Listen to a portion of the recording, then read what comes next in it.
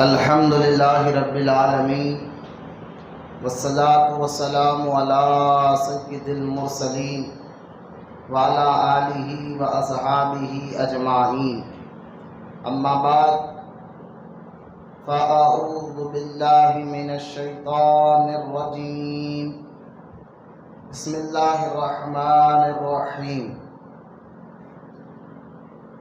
ولا تقولوا لمن يقتل في سبيل الله أموات بل أحياء ولكن لا تشعرون۔ آمنت بالله صدق الله العلي العظيم۔ وقال الله تعالى بشأن حبيبه الكريم: إن الله وملائكته يصلون على النبي يا أيها الذين آمنوا صلوا عليه وسلموا تسليما۔ اللهم صل على سيدنا ومولانا محمد وعلى آله وصحبه أفضل صلواتك وعدد معلوماتك، بارك وسلم صلاة وسلاما عليك يا رسول الله صلى الله تعالى عليه وسلم۔ اما بعد، ہر تعریف اور بڑائی صرف اللہ تعالیٰ کے لیے ہے، جو سارے جہان کا مالک ہے، مختار ہے، اور جو سارے جہان کا پالنہار ہے۔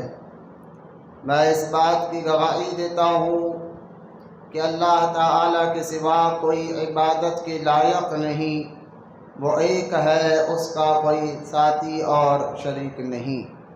اور میں اس بات کی بھی گواہی دیتا ہوں کہ آپ کے اور ہمارے پیارے آقا اور مولا حضور پرنور رحمت کونین حضرت سیدنا محمد مصطفیٰ احمد مجتبیٰ صلی اللہ تعالی علیہ وآلہ وصحبہ وسلم اللہ تعالی کے آخری رسول اور اس کے برگزیدہ بندے ہیں۔ اللہ تعالی حضور اکرم نور مجسم رحمت عالم صلی اللہ علیہ وسلم پر، اہل بیت، صحابہ کرام، تابعین اور تبع تابعین اولیاء امت پر قیامت تک بکثرت رحمتی اور برکتی نازل فرماتا رہے، آمین۔ محبت سے ایک مرتبہ درود پاک پڑھ لیجیے۔ اللہم صلی علی سیدنا و مولانا محمد وعلی آلہ وصحبہ افضل صلواتک وعدد معلوماتک وبارک وسلم صلاۃ و سلاما علیک یا رسول اللہ صلی اللہ تعالی علیہ وسلم۔ معزز سامعین، السلام علیکم ورحمۃ اللہ وبرکاتہ۔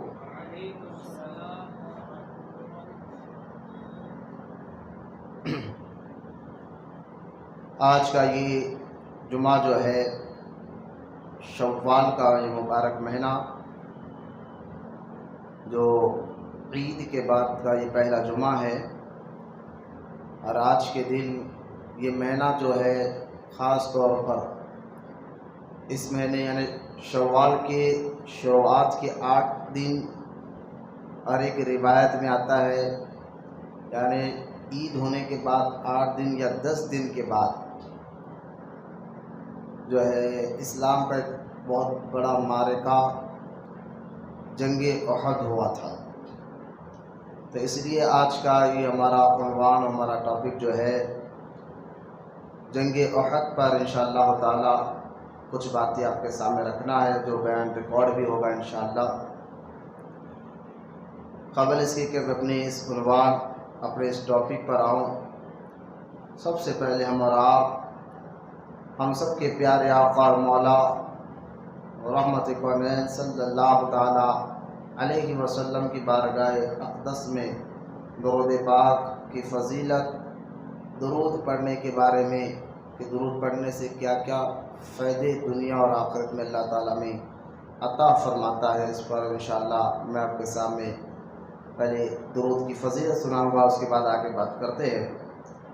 حدیث پاک میں آتا ہے، اللہ کے رسول صلی اللہ تعالی علیہ وسلم نے ارشاد فرمایا کہ جو مجھ پر درود پڑھتا ہے اللہ تعالیٰ اس کی ذات پر رحمت کے 70 دروازے کھول دیتا ہے اور لوگوں کے دلوں میں اس کی محبت کو ڈال دیتا ہے، سوائے منافق کے ہر کوئی اس سے محبت کرتا ہے، کسے؟ جو درود پڑھتا ہے۔ تو درود پڑھنے والے کو اللہ تعالیٰ عزتوں سے بھی نوازتا ہے، لوگ اس کو عزت کی نگاہ سے دیکھتے ہیں۔ درود پڑھنے سے اللہ تعالیٰ رحمت کے دروازے بھی اس کے پر کھول دیتا ہے۔ رحمت سے مراد جو ہے جس بندے پر اللہ کی رحمت برستی ہے اس کے پر سے پریشانی اور بلایات ختم ہو جاتے ہیں۔ لہٰذا درود پڑھنے سے بے شمار فائدے دنیا میں بھی ہے، قبر میں بھی ہے، آخرت میں بھی ہے۔ درود پڑھنے والوں کے اللہ تعالیٰ گناہوں کو معاف فرماتا ہے، درود پڑھنے والوں کو اللہ تعالیٰ نیکی عطا فرماتا ہے، درود پڑھنے والوں کو اللہ تعالیٰ دونوں جہاں میں کامیابی عطا فرماتا ہے۔ بے شمار درود پاک کے فضائل جو ہے احادیث مبارکہ میں موجود ہیں، ہمیں بھی چاہیے کثرت سے درود پاک پڑھا کرے کہ درود دنیا اور آخرت میں کامیابی کا ذریعہ بھی ہے۔ درود پڑھنے والے کو اللہ تعالیٰ اپنے قریب بھی کر لیتا ہے، درود پڑھنے والوں کے اللہ تعالیٰ قرضوں کو دور فرما دیتا ہے۔ لہٰذا بے شمار احادیث مبارکہ اور واقعات موجود ہے، درود پڑھنے سے اللہ تعالیٰ دونوں جہاں میں کامیابی عطا فرماتا ہے۔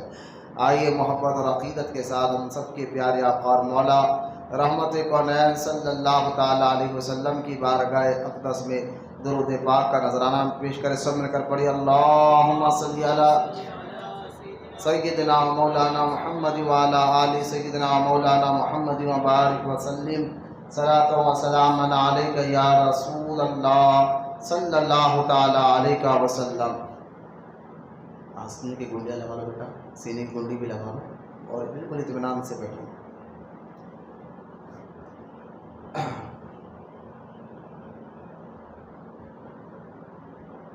آج کا یہ عنوان ہمارا، آج کا یہ ٹاپک جو ہے جنگ احد پر ہے اور بہت ہی اہم باتیں آپ کے سامنے انشاءاللہ تعالی عرض کرنا ہے۔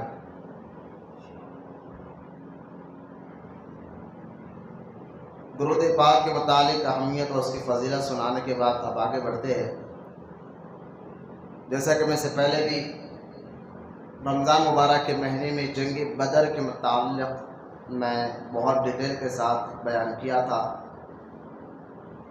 اسی طرح آج بھی میں کچھ اہم باتیں، یہ جنگ جو ہوئی ہے جنگ احد، اس کے متعلق کچھ باتیں عرض کرنے سے پہلے میں ایک سوال کا جواب جو اکثر لوگ کے ذہن میں بھی ہوتا ہے، کچھ لوگ جو اسلام کے دشمن ہوتے ہیں وہ اس طرح کے سوالات کر کر ہمارے ذہنوں کو بھی خراب کرتے ہیں۔ اکثر ایک جملہ کہا جاتا ہے معاذ اللہ کہ اسلام جو ہے تلوار کے ذریعے پھیلا ہے۔ مطلب کیا؟ یعنی ہمارے اور آپ کے پیارے آقا صلی اللہ تعالیٰ علیہ وسلم نے تلوار کے زور پر لوگوں کو کلمہ پڑھایا تھا اور اسلام تلوار کے زور پر پھیلا ہے۔ یہ اتنا خطرناک جملہ ہے جو آپ میں بتاؤں گا کہ اس طرح کی باتیں کر کر ہمارے کو تانا دیا جاتا ہے، اور جو لا علم ہے لوگوں کے پاس دین سے دوری کی وجہ سے لوگ بھی وسوسے میں آ جاتے ہیں، مسلمان بھی وسوسے میں آ جاتے ہیں۔ تو آج اس سے پہلے میں نے رمضان جیسے مبارک میں نے جب جنگ بدر کے معاملات میں نے اس پر سارے ڈیٹیل سے بات کی تھی کہ اسلام تلوار کے زور پر نہیں پھیلا، بلکہ اسلام جو ہے حضور صلی اللہ تعالیٰ علیہ وسلم کی اخلاق کے ذریعے پھیلا ہے۔ اور جنگیں ہوئی ہے تو کس مجبوری کے تحت ہوئی ہے، کس ذریعے ہوئی ہے، آپ وہ سن کر بھی انشاءاللہ آپ کا ایمان تازہ ہو جائے گا۔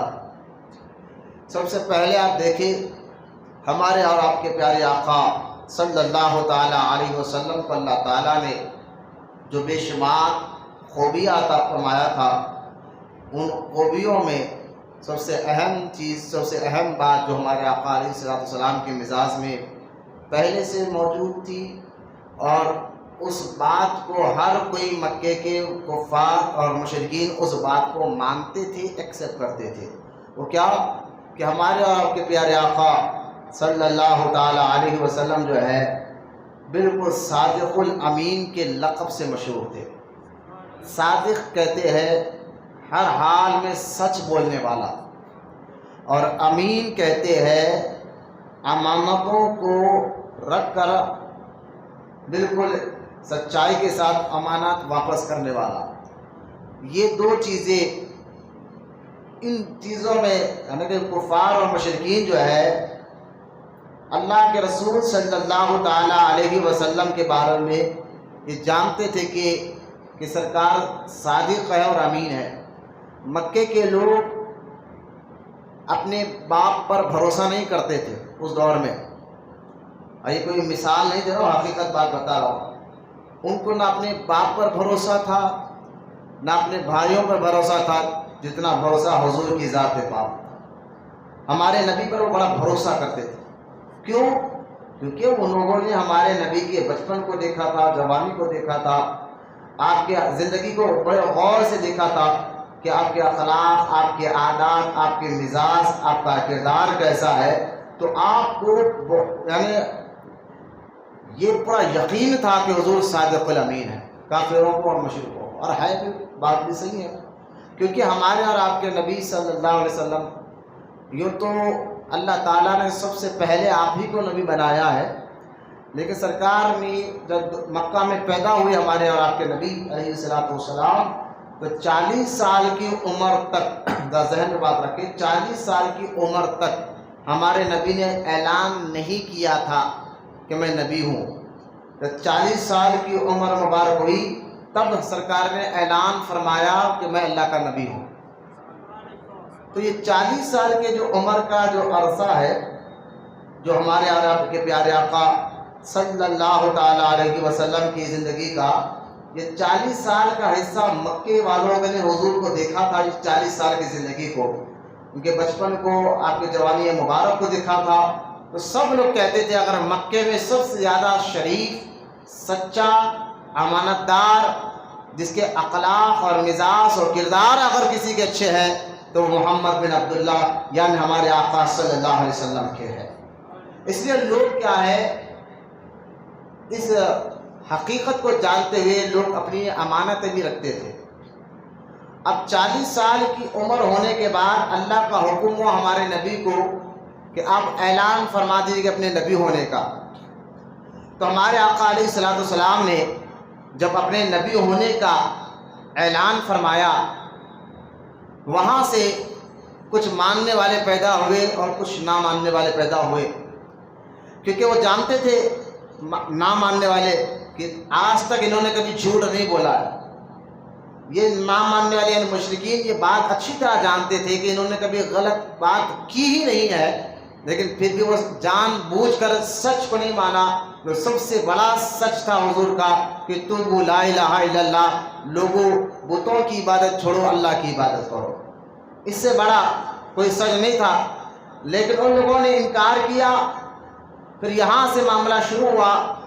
اب دیکھیں 40 سال کے اس عرصے میں، ان 40 سال کے اس عرصے میں بہت سے لوگوں نے اسلام کو قبول فرمایا۔ 40 سال کے بعد سرکار نے اعلان نبوت فرمایا تو سرکار علیہ السلام کے کہنے پر بہت سے لوگوں نے اسلام قبول فرمایا، جس میں ابوبکر صدیق ہے، حضرت عمر ابن خطاب ہے، حضرت عثمان غنی ہے، حضرت مولا علی ہے رضی اللہ تعالیٰ عنہ اجمعین، اور عبداللہ بن مسعود ہے، حضرت حمزہ ہے، حضرت جعفر طیار ہے، دیگر اکابر صحابہ اکرام نے اسلام قبول فرمایا۔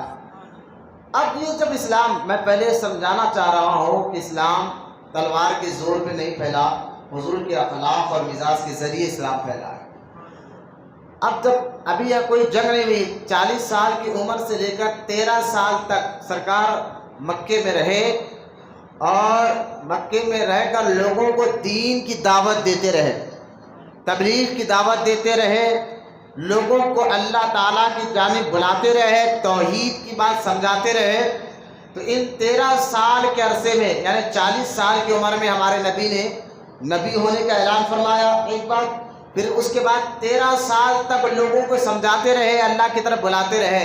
تو یہ 13 سال تک جو ہے ایک بھی جنگ نہیں ہوئی، کوئی جھگڑا نہیں ہوا، بلکہ الٹا مکے کے مشرکین نے ہمارے پیارے آقا صلی اللہ تعالیٰ علیہ وسلم پر بڑے تکلیف پہنچایا، مسلمانوں پر تکلیف پہنچایا، یہاں تک کہ پوری زور لگا کر ہمارے آقا علیہ السلام کو ستایا گیا، صحابہ کو ستایا گیا۔ کسی صحابی کی جان بوجھ کر مکے کے لوگ کسی صحابی کی ٹانگ توڑ دیتے، کسی کا سر پھوڑ دیتے، کسی کی آنکھ پھوڑ دیتے۔ وہ حضور کی بارگاہ میں آتے اور آ کے کہتے یا رسول اللہ صلی اللہ علیہ وسلم، یہ لوگ ہم پر جان بوجھ کر ظلم کر رہے ہیں، ہم نے تو ان کو کچھ کہا نہیں ہے، پھر بھی ہمیں مارتے ہیں، ہمیں کو نقصان پہنچاتے ہیں، آپ اجازت دیجئے کہ ہم ان سے لڑے، یہ نہا کے ہمیں تکلیف پہنچاتے ہیں۔ اللہ کے رسول صلی اللہ علیہ وسلم نے فرمایا تھا کہ اے میرے صحابہ، مجھے ابھی لڑنے کی اجازت اللہ نے نہیں دی ہے، صبر کرو، صبر کا بدلہ اللہ جنت عطا فرماتا ہے۔ تو یہاں 13 سال کا عرصہ میں بیٹا یہ مسجد میں بات نہیں کرنا، بے چین نہیں ہو رہی تو باہر ٹہل ہو، لیکن اللہ کے گھر میں بیٹھ کر باتیں مت کرو۔ جاؤ میاں، لوگ آنا شروع ہو گئے، تم ٹھہر کے ذرا مسجد کے آداب سکھاؤ لوگوں کو، اور ذرا جو ہوش رکھتے ہوئے ادھر سے ادھر ہلنا نہیں، ٹھیک ہے؟ ہوش رکھتے ہوئے پورا سمجھاؤ۔ درود شریف پڑھی، سن کر اللہم صلی علی سیدنا مولانا محمد وعلی آلہ وصحبہ افضل صلواتک وعدد معلوماتک بارک وسلم صلاۃ و سلام علیک یا رسول اللہ صلی اللہ تعالیٰ علیہ وسلم۔ لہٰذا میں بات یہ سمجھا رہا ہوں، اسلام تلوار کے زور پر نہیں پھیلا، بالکل توجہ سے سنیں، ورنہ کیمرہ لگا ہوا ہے، ریکارڈ بھی ہو رہا ہے، میں آپ کو بس سمجھا رہا ہوں۔ ہم دین سمجھنے کے لیے، قرآن حدیث سمجھنے کے لیے بیٹھے ہیں، ہمارا بیٹھنا مسجد میں بیٹھے رہنا بھی عبادت ہے۔ انشاءاللہ اللہ تعالیٰ آپ کو ثواب عطا فرمائے کہ آپ مسجد میں وقت سے پہلے آ کر بیٹھے، ورنہ چبوتروں پر روٹیوں سوکھوروں پہلوانوں کے ساتھ ہم 4-4 گھنٹے بیٹھ جاتے ہیں، نہ سستی آتی ہے، نہ کاہلی آتی ہے، نہ بے چینی ہوتی ہے۔ اللہ کے گھر میں ہمیں بے چینی نہیں ہونا چاہیے۔ آپ بیٹھے ہوئے ہیں، اطمینان کے ساتھ بیٹھے، اور بالکل مختصر سے انداز میں آپ کو میں آسان لفظوں میں سمجھا چاہتا ہوں کہ آج جو دور میں فتنے چل رہے ہیں، ایک فتنہ یہ بھی کہا جاتا ہے کہ جہاد جو ہے نا دہشت گردی ہے۔ تو میں آپ کو بتاتا ہوں پہلے جہاد کا معنی کیا ہے، مطلب کیا ہے۔ اس سے پہلے میں یہ جواب دے رہا ہوں کہ صحابہ اکرام کو سب سے زیادہ ستایا گیا، تکلیفیں پہنچائے گئے، ان کے مال کو لوٹا گیا۔ تو اللہ کے رسول صلی اللہ علیہ وسلم کو ہمیشہ 13 سال تک نبی ہونے کے اعلان کرنے کے بعد 13 سال تک صحابہ کو سرکار سمجھاتے رہے، اور صحابہ پر مشرکین ظلم کرتے رہے، یہاں تک کہ اللہ کے رسول علیہ السلام نے بعض صحابہ کو وطن چھوڑنے کی اجازت دے دی، وہ وطن چھوڑ کر بھی چلے گئے۔ آپ دیکھیں صحابہ کو اللہ اور اس کے رسول پر کیسا یقین اور بھروسہ ہے، اور اللہ اور اس کے رسول کی وفاداری کیسی ہے کہ ایک صحابی کو مشرکین نے پکڑ لیا، اور پکڑ کر جو ہے ایک جھاڑ سے باندھ دیا، اور باندھ کر وہ خوب مارا، اور مار کر کہا اب ہم تم کو قتل کر دیں گے۔ اب قتل کرنے کے لیے تیاری ہو رہی ہے صحابی پر، وہ صحابی رسول پر بہت زیادہ سخت تکلیف پہنچائی گئی ہے، مارا گیا ہے، لیکن وہ صحابی رسول کا یقین دیکھے اللہ رسول پر، یعنی کسی صحابہ پر حضور نے زبردستی کلمہ نہیں پڑھایا۔ اگر معاذ اللہ ثم معاذ اللہ کوئی صحابی زبردستی ڈر کر کلمہ پڑھتے تو مجھے بتائیے، بظاہر حضور کے دور مبارک میں جب حضور مکہ میں تھے، ظاہری طور پر تو تخت و تاج تو کافروں کے ہاتھ میں تھا، حضور کے ہاتھ میں کچھ نہیں تھا، زیادہ لوگ کافروں کے ہاتھ میں تھے، حضور کے ہاتھ میں کچھ نہیں تھے۔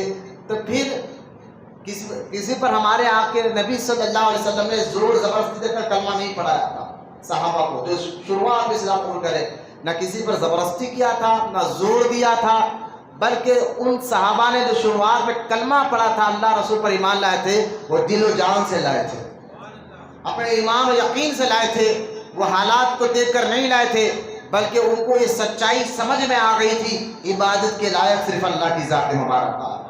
یہ بات سچائی سمجھ میں آ گئی تھی۔ اگر حضور معاذ اللہ ثم معاذ اللہ اگر ہمارے اور آپ کے نبی زبردستی کر کر کلمہ پڑھاتے، میں کہہ رہا ہوں کہ بھائی زبردستی کرنے کے لیے کوئی ذریعہ تھا ہی نہیں، حضور کے لیے کوئی فوج حضور کے ساتھ تھی نہیں، حضور تو تنہا تھے بظاہر طور پر، بعد میں دھیرے دھیرے لوگ جڑتے رہے، کلمہ پڑھتے رہے، تو ایسا کوئی زبردستی، بلکہ حضور نے جو سچائی ان کے ذہنوں میں بٹھائی تھی، صحابہ کو اللہ سے اور رسول سے ایسی محبت ہو گئی تھی، وہ لوگ اپنی جان تو دینا گوارا کریں لیکن کلمے کو ہاتھ سے جانے نہیں دیا، یعنی ایمان کو نہیں چھوڑا۔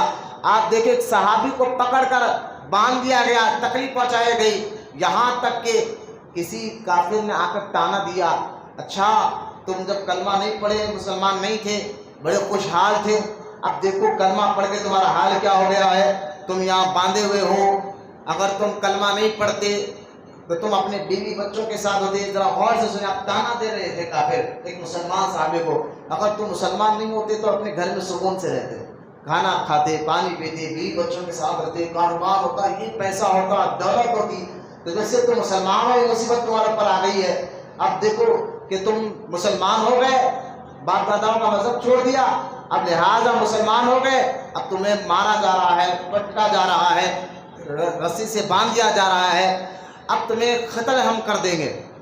وہ صحابی کو تانا دینے لگے، اور دیتے دیتے لوگوں نے ایک جملہ کہا، اگر تم کلمہ نہیں پڑھتے تو اس وقت اپنے بیوی بچوں کے ساتھ خوش رہتے، لیکن کلمہ پڑھا ہے اب تمہیں مارا جائے گا۔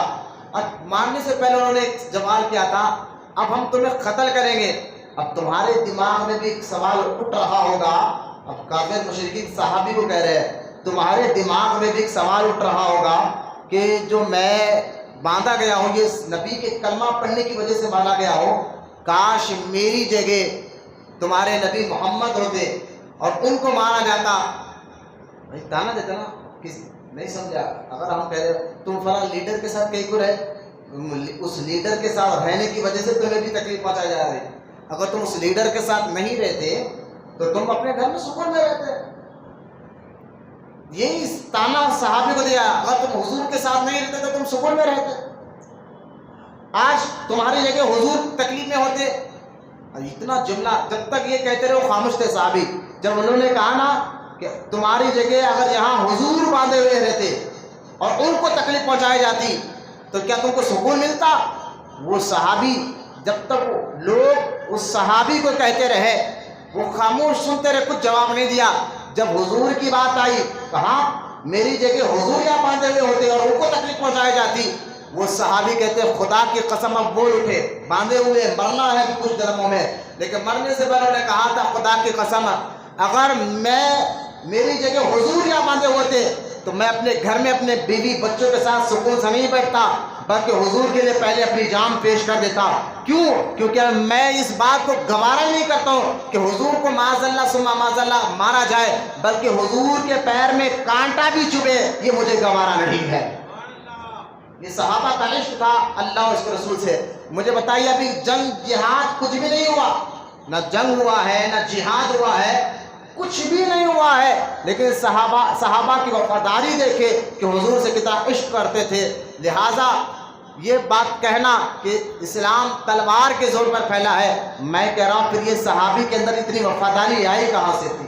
ابھی تو کچھ جنگ نہیں ہوا تھا، نہ جہاد ہوا تھا، کچھ نہیں ہوا تھا، تو یقین جانیے یہ بہت بڑا بھونڈا اور بہت بڑا خطرناک وار ہے جو ہمارے بچوں کے ذہنوں میں اٹھایا جا رہا ہے کہ اسلام تلوار کے زور پر نہیں، ہمارے پیارے آقا صلی اللہ علیہ وسلم کے جو ہے اخلاق اور مزاج سے لوگوں نے پسند کر کر اسلام کو قبول فرمایا تھا۔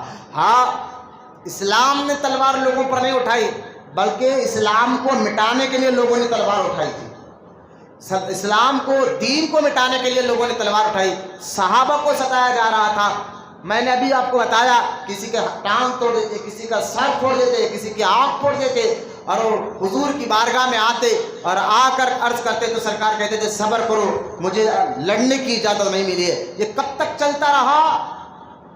پورا 13 سال تک صحابہ اور ہمارے نبی صبر کرتے رہے۔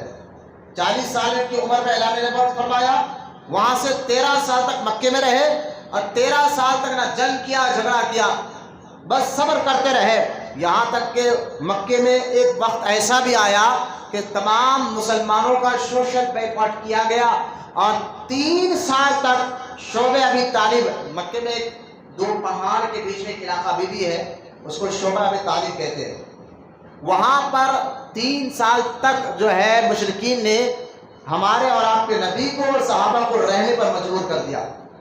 اور کوئی ان سے اگر مارکیٹ میں وہ آتے کچھ خریدنے کے لیے بھی تو یہ سمجھانے کے لیے کہ اگر 10 روپے کی چیز ہوتی تو اس کو 1000 روپے بتایا جاتا. خالی صاحب خاص طور پر مسلمانوں کو، یعنی ہر مارکیٹ میں جو کرانہ اسٹور ہوتا ہے درنا وہ سارا مہنگا کر دیا گیا مسلمانوں کے. 10 روپے کی چیز 1000 روپے کر دی گئی.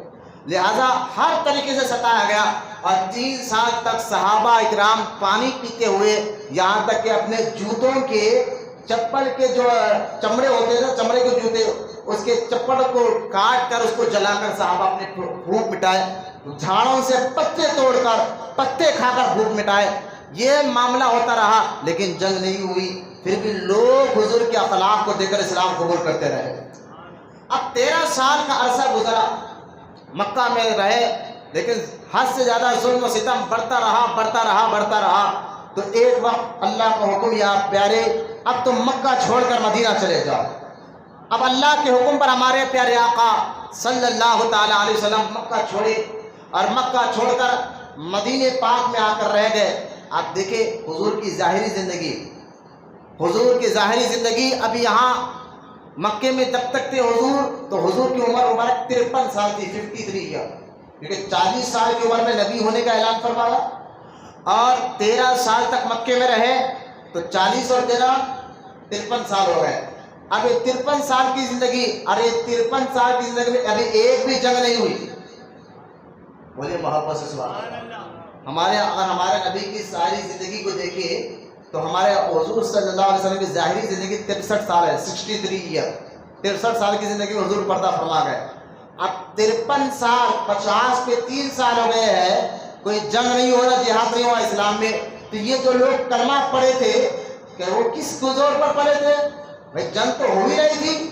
اور بڑے بڑے لوگ ابو بکر ہے، عمر ہے، عثمان ہے، علی ہے، عبدالرحمن بن عوف ہے، یہاں تک کہ حبشہ جو افریقہ کا ایک علاقہ تھا، حبشہ کا جو صحابہ اکرام حبشہ چلے گئے تھے اس دور میں. آج تو بڑے بڑے شپ ہے، یعنی پانی کے جہاز بھی بڑے بڑے بنے ہوئے ہیں آج کے دور میں. اب تو پلین وغیرہ کا علاقہ ہے. آج سے 1400 سال پہلے بھی کوئی چھوٹی سی کشتی ہوتی تھی، اس میں بیٹھ کر سمندر میں سفر کرنا. آج بڑی کشتی میں اگر کوئی بندہ سمندر میں سفر کرے اور طوفان بھی سمندر میں آ جائے تو جان کا بھروسہ نہیں رہتا. تو چھوٹی موٹی کشتی، اور پھر بھی مکے سے افریقہ بالکل آخری کونے میں جانا. تو سوچئے صحابہ نے ایمان کے خاطر اللہ رسول کی محبت میں اپنی بیوی بچوں کو لے کر حضور کے حکم پر جو ہے مکہ چھوڑ کر افریقہ کے شہر حبشہ پہ گئے اور وہاں جا کر رہنے لگے. تو مشرکین تب بھی ان کو برداشت نہیں ہوا. حبشہ کے بادشاہ کو جا کر ان لوگوں نے وہاں پر سکھایا کہ یہاں کے لوگ، ہمارے لوگ یہاں بھاگ کر آ گئے ہیں. لیکن بادشاہ جو حبشہ کا جو بادشاہ تھا اس نے بلا کر مسلمانوں سے بات کی، کیونکہ وہ عیسائی مذہب کا تھا. مسلمانوں سے بات کی، وہ دین کے بارے میں تھوڑی بہت نالج رکھتا تھا. جب اس کو معلوم ہوا کہ یہ آخری نبی جس کا ذکر پہلے کتابوں میں موجود تھا وہ آ چکے ہیں اور یہی انہی کے ماننے والے ہیں، تو راجہ بھی نے کہا کہ بادشاہ ساؤتھ افریقہ کا حبشہ کو جو بادشاہ تھا اس نے بھی کہا کہ یہاں مسلمان رہیں گے، اور مشرکین کو دھکے مار کر باہر نکال دیا گیا اور کہا کہ یہ مسلمان رہیں گے، بلکہ میں خود بھی ان کے مذہب کو قبول کرتا ہوں. اب مجھے بتائیے کہ راجے کو کس نے جو مجبور کیا تھا اسلام قبول کرنے، کلمہ پڑھنے کے لیے؟ تو یہ خود بادشاہ ہو کر اسلام قبول کر رہا ہے. تو اسلام، ابھی تو کوئی جنگ ہوئی نہیں، کوئی جہاد ہوا نہیں، لیکن اسلام پھیل رہا ہے. تو یہ ماننا پڑے گا میرے پیارے آقا صلی اللہ علیہ وسلم کے اخلاق اور مزاج اور سرکار کے مبارک تعلیمات سے متاثر ہو کر لوگوں نے کلمہ پڑھا ہے، کوئی تلوار کی زور زبردستی پر نہیں. اب 13 سال کا عرصہ مکے میں رہے، پھر وہاں سے مدینہ پاک کس لیے آئے تھے حضور؟ کہ مکے میں ستایا جا رہا تھا. مشرکین ہر بات پر لڑائی جھگڑا تکلیفیں پہنچاتے تھے. لہٰذا اس لیے حضور صلی اللہ علیہ وسلم جو ہے مکہ چھوڑ کر مدینہ پاک آ گئے، تاکہ چلو مدینہ میں آئے اور مدینہ منورہ میں رہنے لگے. تب بھی 2 سال تک، 53 سال کی عمر میں آ گئے، 2 سال تک مدینہ میں رہے، 1 سال تک مدینہ میں رہے، کوئی لڑائی نہیں ہے. لیکن یہ مکے کے لوگ پھر بھی خاموش نہیں رہے، پھر بھی جو ہے حضور صلی اللہ علیہ وسلم کے صحابہ کو مکے سے مدینہ آ کر مار کے جاتے تھے۔ اب صحابہ کہتے حضور ہم تو مکہ بھی چھوڑ دیا، ایک شہر بھی چھوڑ دیا، لیکن ان کا کیا ہے، خود صحابہ کا خود کا شہر تھا، وہاں پیدا ہوئے تھے صحابہ، حضور خود وہاں پیدا ہوئے بڑے ہوئے، صحابہ جہاں پیدا ہوئے بڑے ہوئے، جہاں کمایا، گھر بار سب کچھ تھا، لیکن دین کے خاطر مکہ چھوڑ کر مدینے آ گئے۔ پھر بھی جو ہے مشرکین صحابہ کو گالیاں دیتے، وہاں آ کر مار کے جاتے تھے، وہاں مدینے کے یہودیوں سے مل کر آ کر صحابہ پر کسی صحابی کو دیکھتے، ان پر حملہ کر جاتے۔ یہ معاملہ چلتا رہا، 2 سال گزر گئے۔ اب حضور نے کہا بس بہت زیادہ ہو گیا، کیونکہ 55 سال کی عمر ہو گئی، ایک بھی جنگ نہیں ہوئی۔ آپ بھی غور کریں، آپ حضور کی ظاہری زندگی کتنے سال ہو گئی؟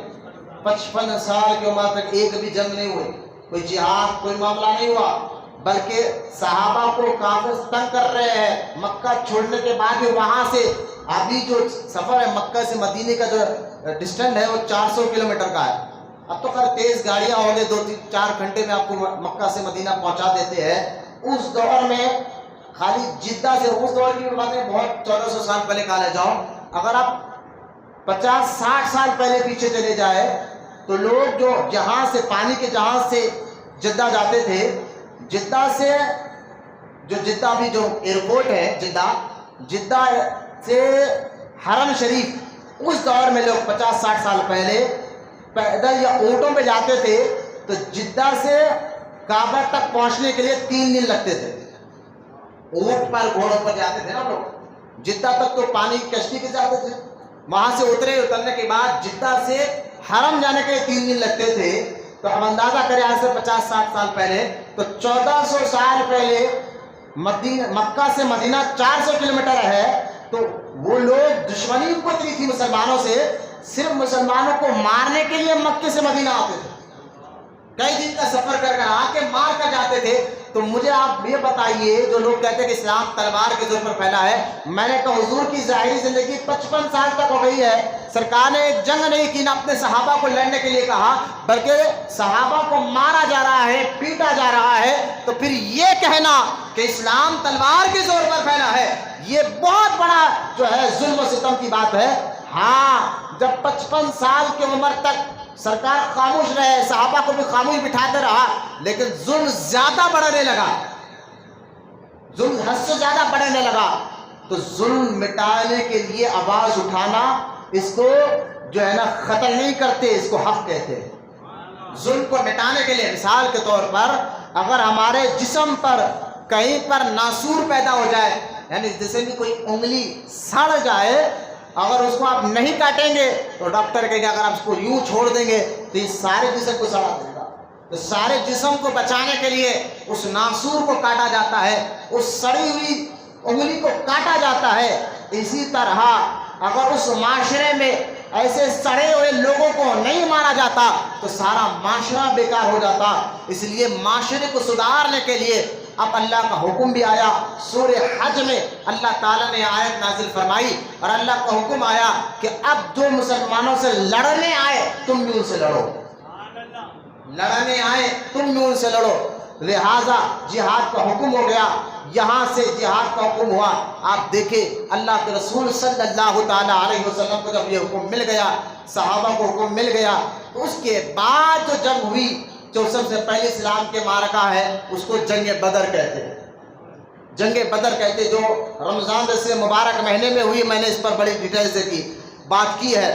جنگ بدر میں 313 مسلمان تھے اور 1000 مشرکین تھے، اور بظاہر مشرکوں کے پاس ہتھیار سب کچھ زیادہ تھا، لیکن وہ ہار گئے۔ اللہ تعالیٰ نے مسلمانوں کو کامیابی عطا فرمائی، اور سارا بیان میں نے رمضان سے مبارک میں کیا، انٹرنیٹ پر بیان موجود ہے۔ اب وہ جب ہار کر چلے گئے تو 1 سال کے بعد پھر آئے مشرکین لڑنے کے لیے مسلمانوں سے۔ وہ 1 سال کے بعد جو لڑنے کے لیے آئے، وہ شوال کا مہینہ تھا، عید کے بعد کا جو بھی چل رہے دن، شوال کا مہینہ تھا ایک، اور وہ جنگ کو جنگ احد کہتے ہیں، جو احد کا میدان مدینہ منورہ سے 3 کلومیٹر دور پر ایک پہاڑ ہے جس کو احد کا پہاڑ کہتے ہیں۔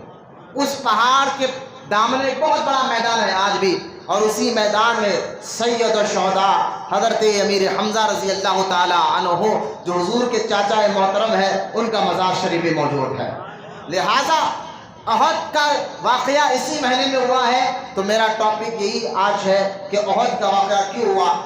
احد کا واقعہ، جنگ احد جو ہوا ہے، بدر کے مہینے میں مشرکین ہار کر چلے گئے، جانے کے بعد وہ ابو سفیان واپس مکہ میں گیا اور جا کر مکے کے لوگوں کو غلانے لگا دارالندوہ میں بیٹھ کر۔ دارالندوہ جو ہے مکے میں ایک گھر تھا کا نام، اس گھر کا نام دارالندوہ تھا۔ غور سے سنیں، اس گھر میں اکثر مکے کے مشرکین بیٹھ کر میٹنگ کرتے تھے۔ کس چیز کی میٹنگ کرتے تھے؟ اس میں میٹنگ یہ ہوتی تھی، اس میٹنگ میں بیٹھ کر جو ہے باتیں کی جاتی کہ اسلام کو کیسے مٹایا جائے، حضور کو کیا کیا جائے۔ تو اس گھر کا نام دارالندوہ تھا، وہ ابو جہل کا گھر تھا مکہ میں۔ غور کریں تو آج بھی مجھے تعجب ہوتا ہے، آپ کو معلوم ہے، سن کے تعجب ہوگا، ہمارے ہندوستان میں ایک مدرسہ ہے۔ مدرسہ ہو تو آپ کا ذہن کتنا پیارا جاتا ہے، مدرسے میں لوگ قرآن پڑھتے، عربی پڑھتے، دین زیادہ نہیں، لیکن وہابیوں کی سوچ میں آپ بتا رہا ہو کہ وہ اللہ بظاہر قرآن پڑھنے نظر آتے ہیں، نماز پڑھتے نظر آتے ہیں، لیکن مجھے بتائیے مکے میں جو گھر تھا دارالندوہ، جس میں اسلام کو مٹانے کے لیے میٹنگ کی جاتی تھی، آپ میں سے کسی کی ہمت ہے اپنے گھر کا نام، آپ اپنے گھر کا نام بھی رکھ کر افضل منزل، فلاں عبداللہ منزل، یہ نام رکھ لیں، کوئی اپنے گھر کا نام دارالندوہ رکھ لے گا؟ آپ کا عشق گوارا کرے گا؟ آپ بولیں گے نہیں بھائی، کیوں؟ بولیں گے مولانا ابھی آپ نے کہا نا ابو جہل کے گھر کا نام دارالندوہ تھا، اور وہاں بیٹھ کر حضور کو مارنے کی پلانی کی جاتی تھی، اس گھر میں بیٹھ کر میٹنگ کی جاتی تھی مشرکین کی۔ میں نے کہا ہاں، پھر آپ کہیں گے پھر میں عشق کیسے گوارا کرے گا ایسا نام، وہ بھی اپنے گھر کا نام رکھو گے؟ نہیں رکھوں گا۔ میں نے کہا یہی بات آپ کو سمجھا دار ہوں، ہمارے ہندوستان میں ایک مدرسہ ہے اور اس کا نام دارالندوہ ہے۔ تعجب کی بات ہے نا، میں آپ کو لڑائی کی بات نہیں کر رہا، بس سمجھا رہا ہوں کہ ہمارے ہندوستان میں یو پی کے شہر علی گڑھ یونیورسٹی آپ گئے، وہاں پر دارالندوہ ایک مدرسہ ہے جو وہاں کے پڑھنے والوں کو ندوی کہتے ہیں۔ میں تعجب کرنے لگا کہ یار جس مکان کا نام دارالندوہ تھا، ابو جہل رکھ لیا تھا، اس مکان میں بیٹھ کر حضور کے خلاف سازشیں ہوتی تھی، یہ لوگ مدرسے کا نام دارالندوہ رکھ دیے۔ پتہ چلا کہ آخر میں وہ جو ہے نا ایک بہت بڑے مکار قسم کے لوگ جن کو وہابی کہتے ہیں ان کا مدرسہ ہے، مسلمانوں کا مدرسہ نہیں ہے، بدعقیدہ وہابیوں کا۔ تو خیر دارالندوہ میں کیونکہ جنگ بدر کا واقعہ ہارنے کے بعد ابو سفیان کو بڑی شرم آئی، ابو سفیان بعد میں ایمان لا لیے، ابھی ایمان نہیں لائے تھے، واپس مکے میں آئے اور دارالندوہ میں بیٹھ کر میٹنگ کرنے لگے کہ یہ کیا ہوگا، اور سارے مکی میں اعلان کیا کہ ہم مسلمانوں سے بدلہ لیں گے، پھر سے تم لوگ اپنا مال جمع کرو۔ 1 سال تک پھر ابو سفیان وہاں بیٹھ کر میٹنگ کرتا رہا ڈیلی، اور لوگوں سے مال لیتا رہا، جمع کرتا رہا، یہاں تک کہ 1 سال میں مشرکین 10,000 کی فوج بالکل سامانوں کے ساتھ تیار کر لی۔ کتنے سال میں؟ 1 سال میں، بدر کے ہارنے بعد۔ اب 1 سال گزر گیا تھا، رمضان شریف کے مبارک مہینہ گیا تھا، عید ہو چکی تھی، شوال کا مہینہ چل رہا تھا۔ اب مشرکین نے کہا اب ہم مسلمانوں سے اپنا بدلہ لیں گے جا کر، یہ کہہ کر وہ 10,000 کی فوج لے کر وہ مکے سے مدینے کی طرف پہنچے۔ جب مدینے کے پاس پہنچنے لگے تو حضور صلی اللہ علیہ وسلم کے چاچا حضرت عباس رضی اللہ تعالیٰ عنہ، حضرت عباس رضی اللہ تعالیٰ عنہ جو ایمان لا چکے تھے، جب جنگ بدر کا واقعہ ہوا تھا نا، جب جنگ بدر کے واقعے میں 70 مشرکین مارے گئے تھے اور 70 مشرکین پکڑے گئے تھے۔ جب پکڑے گئے تھے تو ان 70 کو قید میں ڈالا گیا تھا۔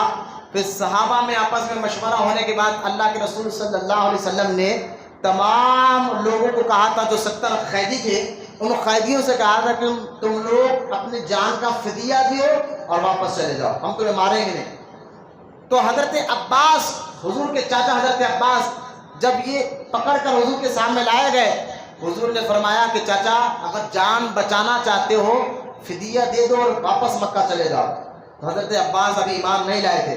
حضرت عباس نے کہا تھا کہ میرے پاس تو پیسے نہیں ہیں، میں کہاں سے لاؤں؟ کچھ بھی آپ کو دینے کے لیے نہیں ہے؟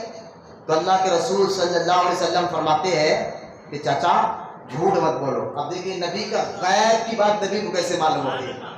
اللہ کے بتانے سے نبی غیب کی بات جانتے ہیں، کہاں مکہ اور کہاں مدینہ۔ اب حضور فرماتے ہیں حضرت عباس کو، چاچا جھوٹ مت بولو، جب تم مکے سے ہم بدر کے میدان آ رہے تھے تو تم نے اپنے گھر میں آپ کی بیوی کو سونے سے یعنی سونے کے سکے سے بھری ہوئی تھیلی دے کر آئے نا کہ یہ رکھ لینا، اگر زندہ آ گئے تو ٹھیک ہے ورنہ تم اس سے گزارا کرنا، یہ دے کر آئے تھے۔ حضرت عباس کو بہت تعجب ہوا، کہا کہ تم تو مدینے میں تھے، میں مکے میں تھا، میں بند کمرے میں اپنے بیوی کو پیسے دے رہا تھا، یہ تمہیں کیسے معلوم ہو گیا؟ اللہ کے رسول نے فرمایا مجھے میرے رب نے بتایا ہے، مجھے میرے رب نے بتایا ہے۔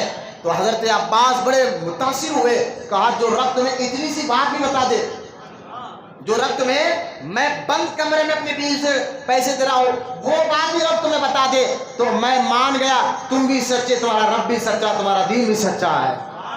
تو حضرت عباس جو ہے کلمہ پڑھ کر مسلمان ہو چکے تھے، لیکن کچھ کام کی وجہ سے وہ مکے والوں کے سامنے آ کے بولا نہیں تھا کہ میں مسلمان ہو گیا ہوں، وہ آ کر مکے میں رہ رہے تھے، کچھ معاملہ تھا، جب وہاں رہ رہے تھے مکے والے کو نہیں مانتا یہ مسلمان، تو مکے کی ساری تیاری کر کر مکے کے مشرکین مدینے کی طرف جانا چاہ رہے تھے۔ حضرت عباس نے خط لکھ کر حضور کو بول دیا کہ یا رسول اللہ صلی اللہ علیہ وسلم یہاں دشمن آ رہے ہیں، آپ سے جو ہے نا جھگڑا کرنے کے لیے۔ تو سرکار علیہ السلام کو جب معلوم ہوا کہ پھر سے یہ لوگ آ رہے ہیں، سال گزر گیا تھا، ذہن میں رکھے شوال کا مہینہ چل رہا تھا، سال گزر گیا، پھر سے یہ لوگ آ رہے ہیں لڑنے کے لیے۔ اب اللہ کے رسول صلی اللہ علیہ وسلم نے پورے صحابہ کو مدینہ پاک میں بلوایا اور بلا کر میٹنگ کی، اور میٹنگ کے کر سرکار نے خود مشورہ کیا، بولنا سبحان اللہ، نبی ہو کر مشورہ کرتا ہے، سرکار نے خود مشورہ کیا، مجھے بتائیے ہمارے اور آپ کے پیارے آقا علیہ السلام اللہ کے محبوب ہے، اللہ کے رسول ہے، غیب دا نبی ہے، غیب کی خبریں اللہ کو بتاتا ہے، لیکن پھر بھی صحابہ سے سرکار نے مشورہ لیا تاکہ ہمیں تعلیم دے سکے، ہمیں سمجھا سکے کہ ایک مسلمان اچھی طرح وہ ہوتا ہے جو نیک مسلمانوں سے مشورہ لے کر کام کرے۔ مشورہ لینا چاہیے لیکن کس سے؟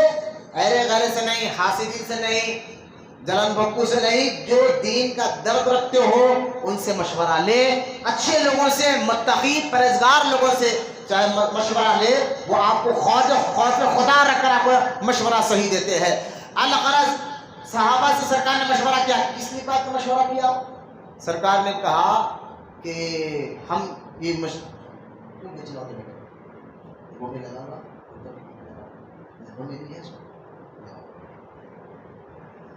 اس سے کیا نماز مکروہ ہوتی ہے، اس سے کبھی بھی ذہن میں رکھیں، یہاں سے یہاں تک یہ سینے کے جو معاملہ ہوتے نا، یہ اس سے نماز مکروہ ہوتی ہے، مکروہ تحریمی، یہ اگر گونڈی یہاں سے یہاں تک کھلی رہی تو کوئی بھی نماز کے لیے، تو خدا کے واسطے آپ بیٹھے ہوئے ہیں، جمعہ کا دن ہے اور بالکل ہم تیزی سے قریب آ رہے ہیں، اور میں پھر کہہ رہا ہوں مسجد میں بیٹھ کر بے چینی نہیں ہونا چاہیے انشاءاللہ۔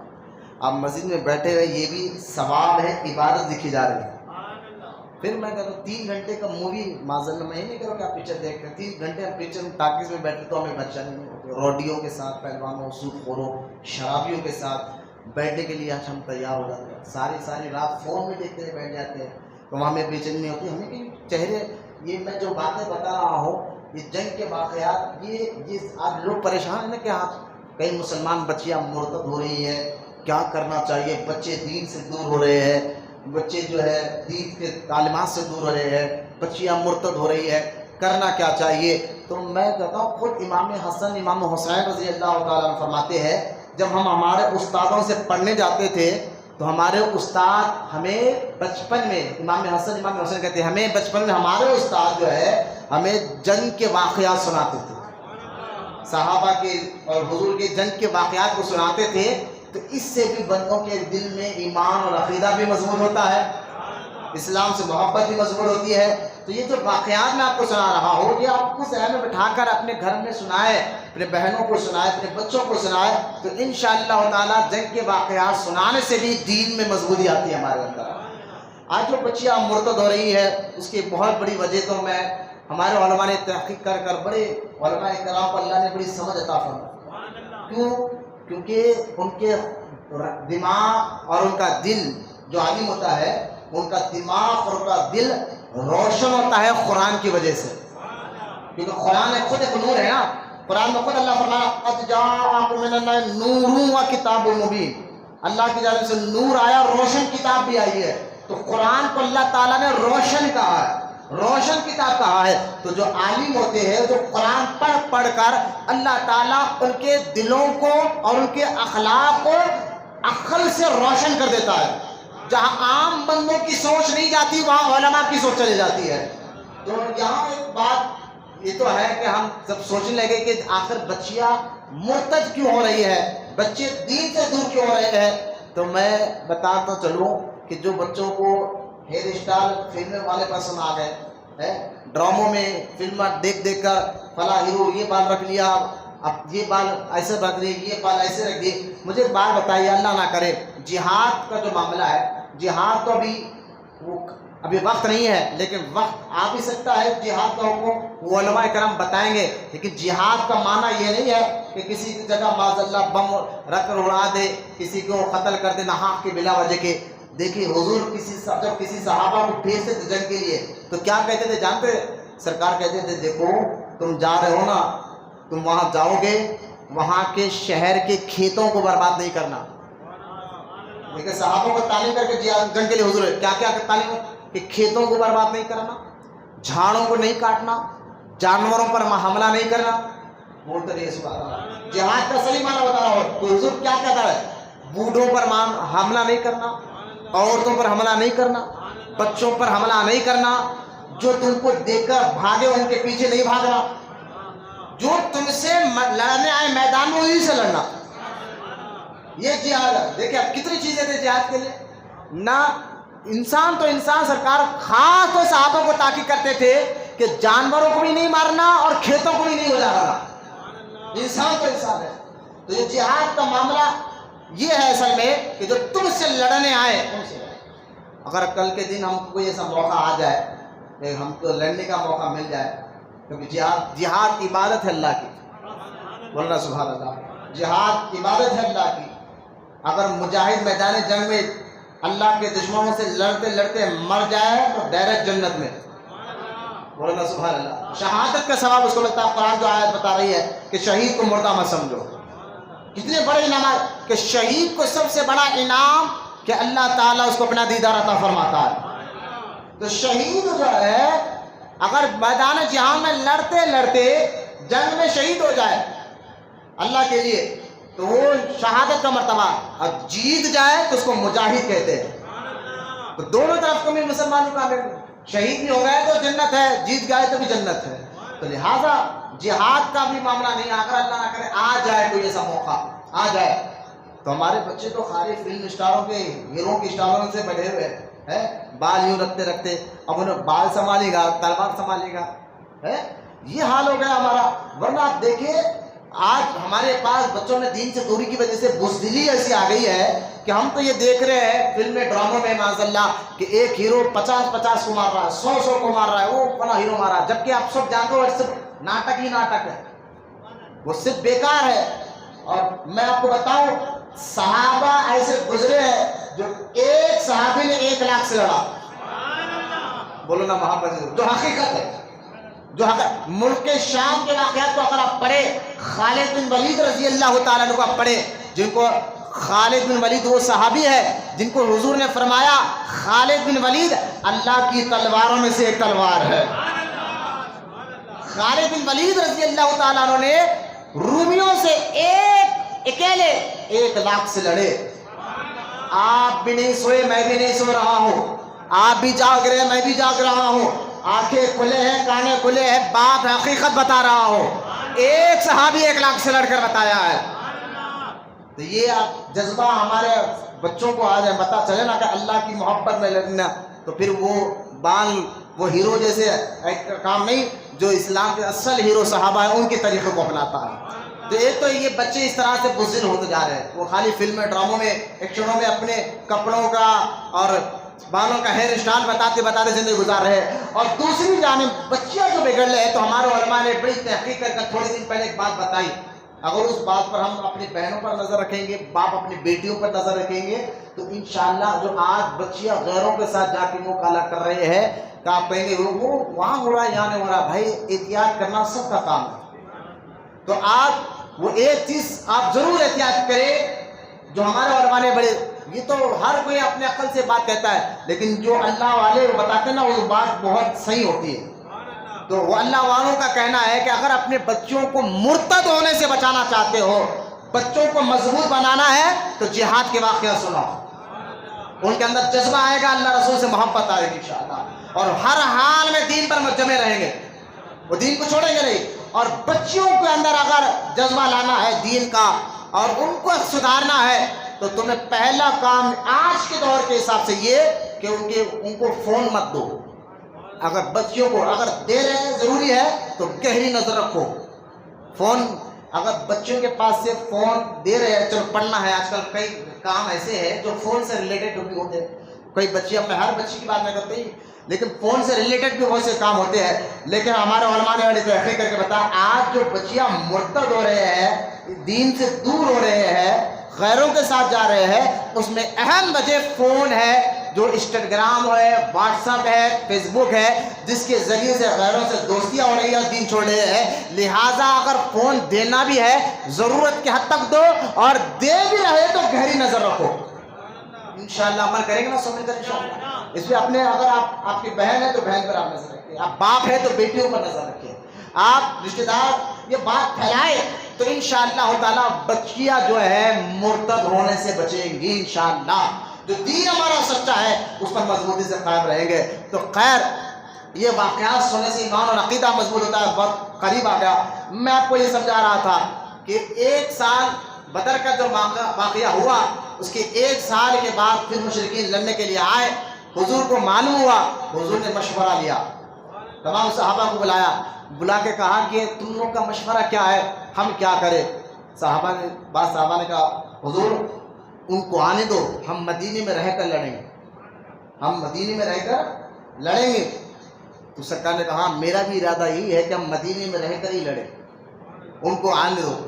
لیکن کچھ صحابی کھڑے ہوئے، کہا یا رسول اللہ، جب بدر کے میدان میں ہم تعداد میں کم تھے، 313 تھے، آج ہم 3000 کے قریب ہیں، اگر ہم مدینے میں رہ کر لڑیں گے تو دشمن ہم کو کمزور سمجھے گا، ہم مدینے میں نہیں باہر لے کر لڑیں گے، تاکہ ان کو پتہ چلے کہ ہم کمزور نہیں ہیں، اللہ رسول کی محبت میں ہم مضبوط ہیں، کمزور نہیں ہیں، ہم باہر لے کر لڑیں، ہم باہر جا کر لڑیں گے۔